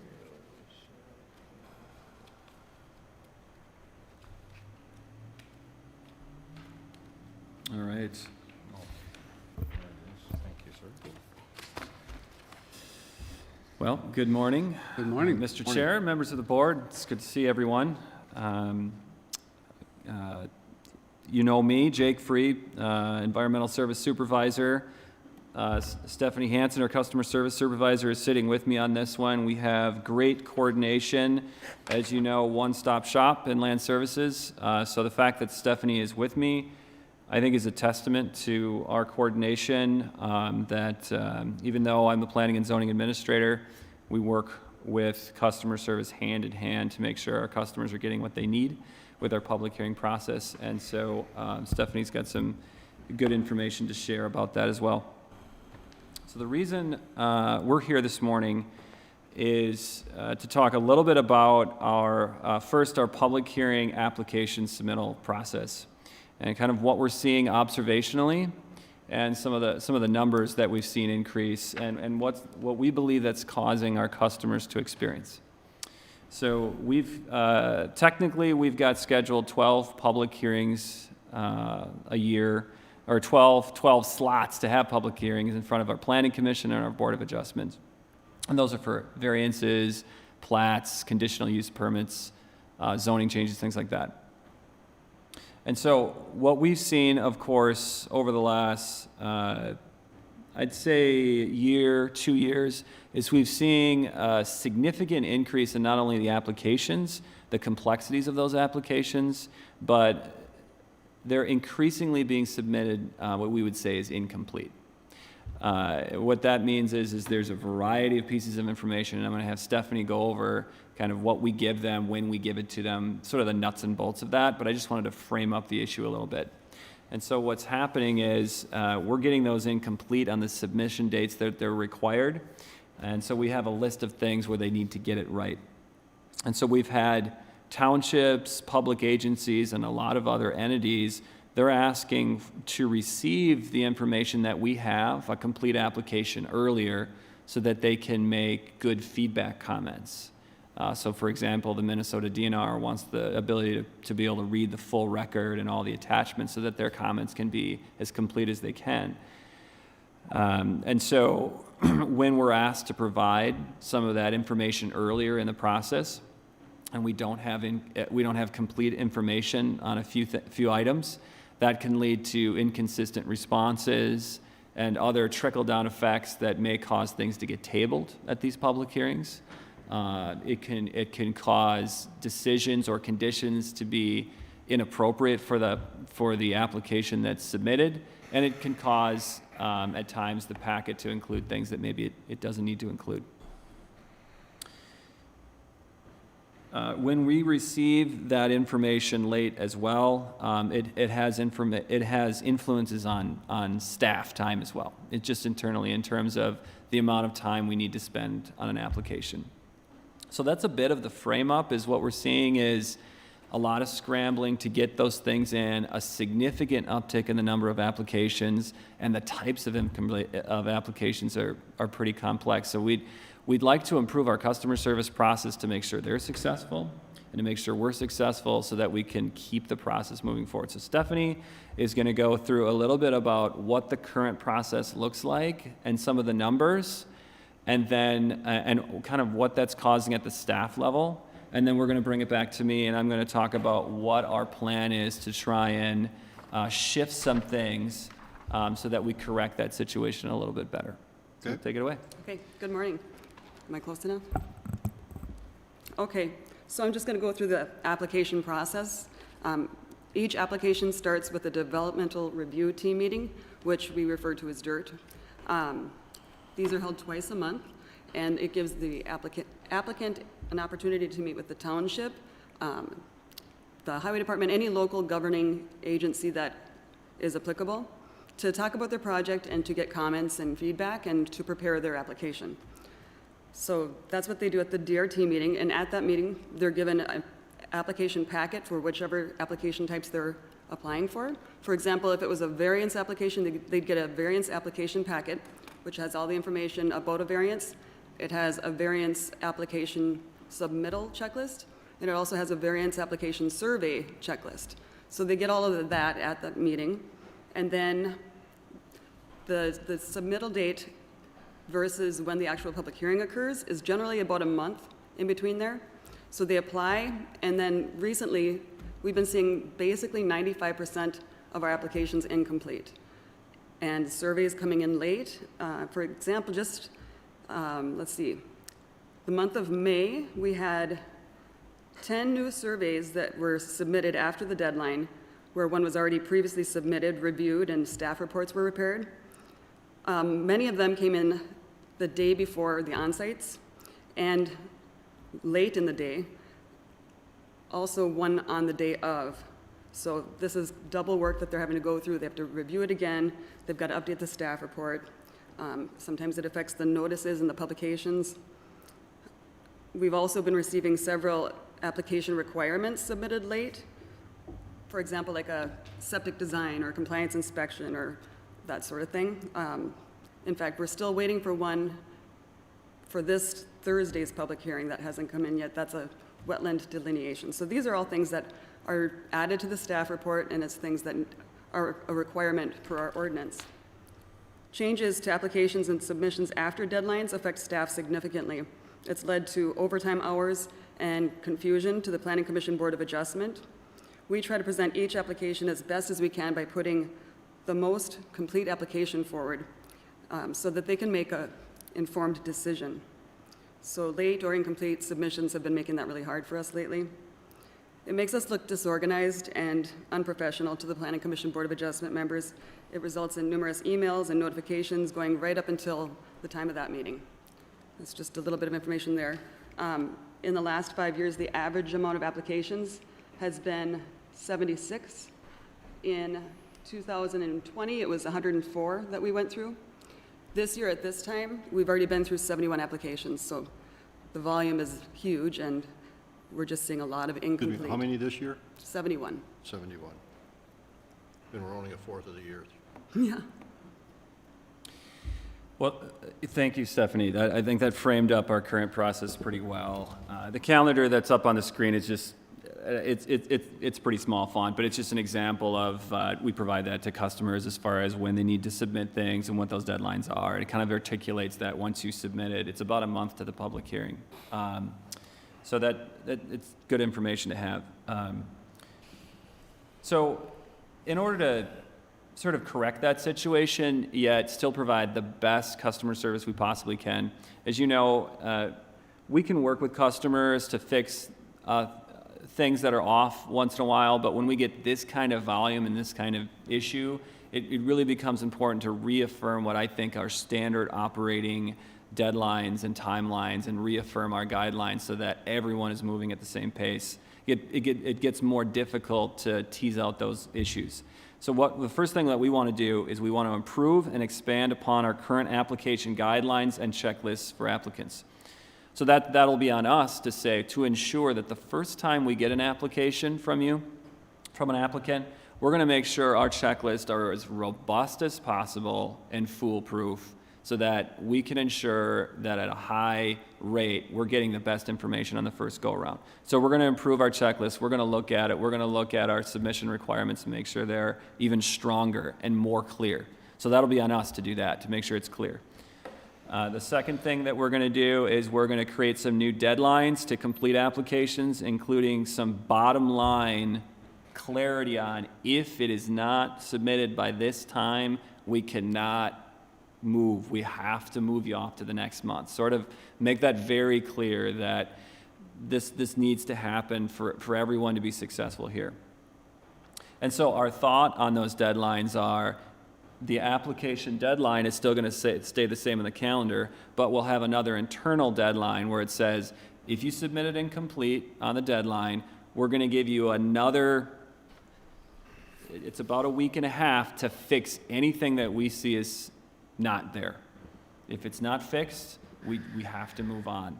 And so we're going to develop a little bit of a procedure on that and kind of spell that out so it's very clear to the customer so that, hey, we're going to help you fix it, but then we do have to move on. And then if there's anything that we identify on the on-site meetings that we have with our Board of Adjustment, because we do on-sites 2 weeks before the meeting, something comes up last minute, we'll need that tweaked immediately and have some deadlines there. So a little bit more firm understanding on, we're going to help, but there is a point where we need to kind of turn the page. The other thing that we're going to do is we're going to have some information sessions and some trainings for our applicants and for our survey community specifically. Surveyors are the authorized agents for a lot of our public hearing applications, and they're representing multiple clients. So I think we just need to increase the training and understanding of what we expect so that when we're working with our partners over and over, we can have a better product and a better understanding. And then we are going to attempt to provide more timely published notices and online packets for folks to review, notices to the townships, things like that. We think we can do that if the information we get from our applicants is more accurate up front. So that's a little bit on the scoping about what we think we've experienced, and at this, we'll take any questions. So if you, go ahead. No, go ahead. If you increase that timeline, and then a developer, surveyor, whomever it is, comes in at the last minute of that deadline, does that not create, to you, Stephanie, a pinch point for the staff or the capacity to address it at that point? Well, if it comes in on the deadline, we still have time to address it. We have to review the submission and make sure that it's complete and communicate with them if there's anything that is missing from it that we notice, or we also communicate if there's any application requirements that are missing. There's a little bit of time there, but it is harder when with the volume that we have right now. Okay, so if you move it back a little bit, then you still, that doesn't mean you're going to look at it that day. You now have about a week before you have to actually have it prepped up. Okay. Commissioner? Jake, what did you mean when you say we'll look at it and then we'll have to, you made a statement, you said we'll have to turn the page. What do you mean by that? I don't know what you mean by that. Well, once we get an application and it's incomplete, we'll give them a chance to fix anything that we see. We give a nice review, and then we'll give another deadline to say, okay, now you've got to really make sure all of these incomplete ones are done. If it's not, that's what I meant by turn the page. What we're saying by that is, unfortunately, you won't be able to make, for example, the June Board of Adjustment meeting.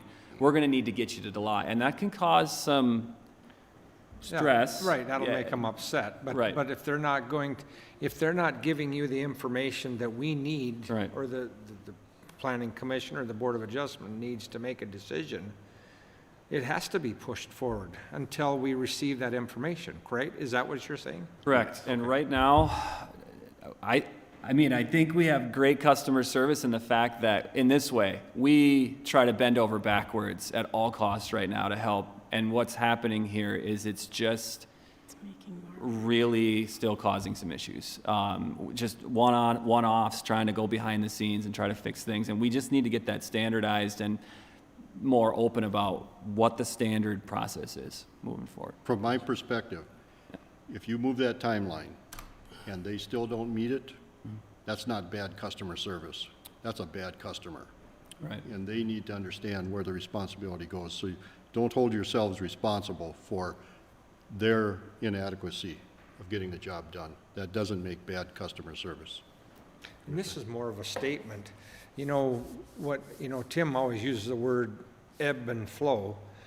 Things do, I can remember when there was what did you call it, the Great Recession, or, yeah. When things, everything came to a screeching halt, and we weren't, doing permits, and we weren't doing this.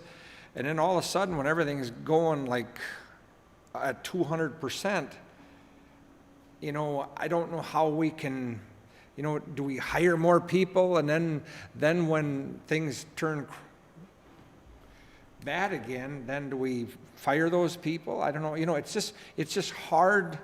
It's hard to run an operation. You know, this is great that everybody's building and things are just going crazy, but I don't know how do we handle it? I guess we do the best we can to try to keep the wheels on and to process this stuff as quickly as possible. And, you know, I don't know, it's kind of a statement. I don't, you know, it's just, I just want people to know that, you know, we're doing as quickly as possible and trying to streamline it. And so, Gary, go ahead, I guess. Yeah, I just wanted to, on that, Paul, when the staff came to me and they're like, what are we going to do?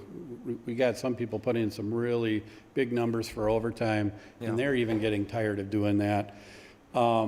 It's one thing if you have 4 or 5 applications, you can kind of handhold and work with people a lot longer because you don't have so many stacked up to get through for a meeting. But when you have 18 or 20, it's a total different ballgame. And typically we don't bring you these types of things. These are kind of in the weed process stuff, but we wanted you to know if you really were going to support, if we firmed up and started to tell authorized agents or developers, if they're not timely, that you're going to have to wait, you will get phone calls. That's just going to happen. It's all right. Or do we continue what we're doing, trying to scramble day in and day out really at the cost of our employees? In the last few months have been really ridiculous, and it's not getting any better.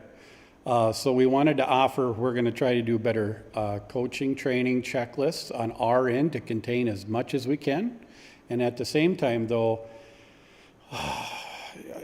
have to be more firm. I can't say it any better with folks that if they continuously can't get something in on time or incomplete, it's not ready, you've missed your deadline, you have to go to the next month. That will cause some folks that are very well known in the that will say, this is ridiculous. You used to do this for all these other years, but it's just different right now. We maybe could go back to, you know, it's not as big of a deal, but to your point, Paul, we're just trying to, it's an ebb and flow thing. And right now we're kind of trying to go up this real steep cliff, doing the best we can. But we're looking for another tool in our toolbox that we haven't, you know, we've bent over backwards to try to get everybody when they need to get on, but we're just, I don't think we can service them with the incomplete applications. Somebody, a wise man told me, poor information, you get a poor decision. You know, I think that's true. And not only that, Gary, but I guess I praise our Planning and Zoning Commission. I mean, and Board of Adjustment, they're doing the Lord's work, really. And if we have, I know how I am, you know, when it gets to be about your 2 hours plus, I just don't think your decision-making is, you know, gets to be kind of diminished at that point. And so if you have, you know, if this meeting's going on for 3-4 hours, I mean, I don't know if that's acceptable, either for staff or for the Planning and Zoning Commission. I don't know.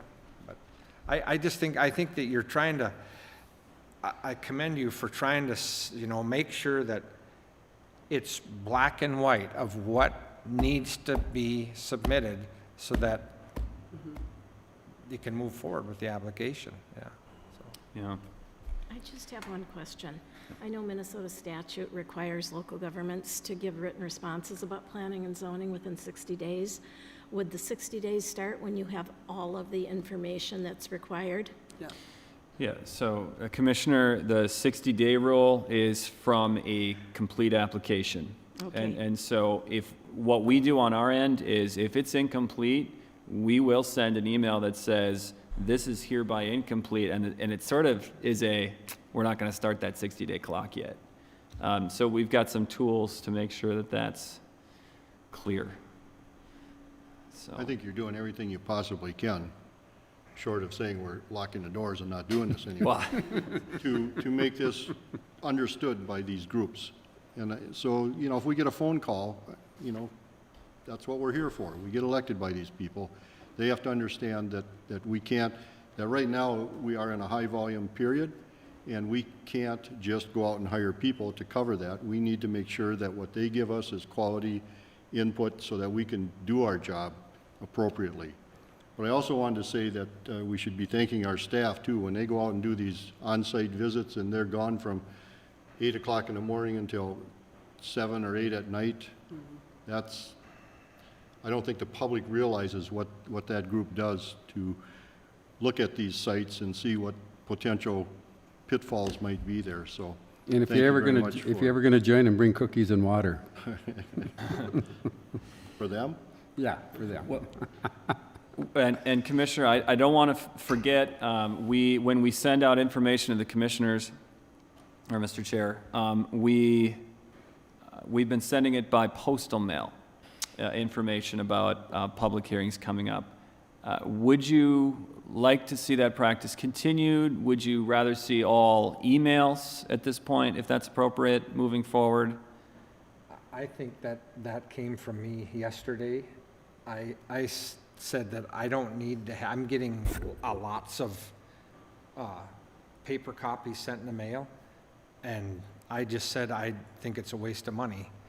I think you can just email that stuff to me. So that was kind of prompted by me yesterday. I'm in favor of that approach also, so we agree. I don't know if you, again? Again. What is wrong with And I want to make sure it's probably fairly consistent, so if you had like a, But you know what I'm talking Oh, yeah, about? I've yeah, gotten envelope, and every time I get a Crow Wing County envelope, I think it's my Airbnb thing, and I think I'm doing something wrong, license. New schedule. Yeah, I think I'm in trouble for some reason. I open it up and, it's somewhere up in Pequot Lakes, and I'm thinking, oh, great. Well, let me ask, I think I know the answer, but what's easier for staff? I would defer to Stephanie. Email would be easier. Yeah, I but- would think that if that would Yeah, email's great save a then. little time. Okay. I Commissioner mean, Franzen, you guys you're are okay getting with all that? these envelopes too, aren't you? Oh, yeah. Oh, yeah. I mean, All the we're just time. wasting county taxpayers' money. Mail guy likes it, but. Well, Mr. Chair, we'll switch it But up to you'll have email. stop at my house. It'll be consistent with the rest of the practices we have. So any of those, the dirt meetings that we might get notice of? and- Yes. and, Okay. Planning and zoning, Sure. absolutely. There you go. Email. We just saved enough to have lunch today now. You're buying? Would it be all right, Mr. Chair, if I moved on to the last item Yes. on this one, unless there's other feedback? But we've got, I wanted to roll out, present what I think would be an approach for proposed revisions to our land use ordinance. We know how it was done last time, and we are committed, and I am committed to making sure that moving forward, it's a process that you are all comfortable with and is open and transparent and is making sure that we get good feedback from you up front. So here it is, sort of outlining what we're thinking. Let us know if you're thinking of something else. But it's a little bit read off the screen, but I think it's probably good to just go through it. So from now until about October, we are basically taking any ideas that either I've been thinking about. Sometimes that happens from a controversial project where it exposes the ugly underbelly of an ordinance provision that just never worked, and now it's coming to bear fruit, and then we go, we got to fix that. Sometimes it's feedback from maybe at the end of a meeting of a planning commission where they'll say, you know, that's kind of an issue. And sometimes it's from you, and sometimes it's from my staff saying, you know, I don't know if this is working. So there's a lot of different sources right now we're filtering through, and we just have a little list that we come up with. So from now until October, we're gonna make that list, and we're gonna get it ready.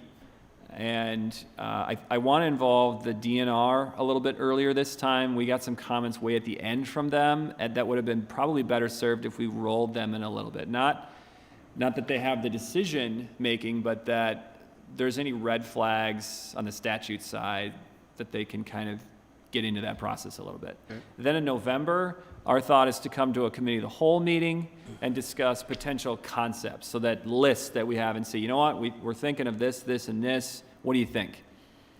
And any additional ideas that you have that you've been thinking about get laid into the process as well.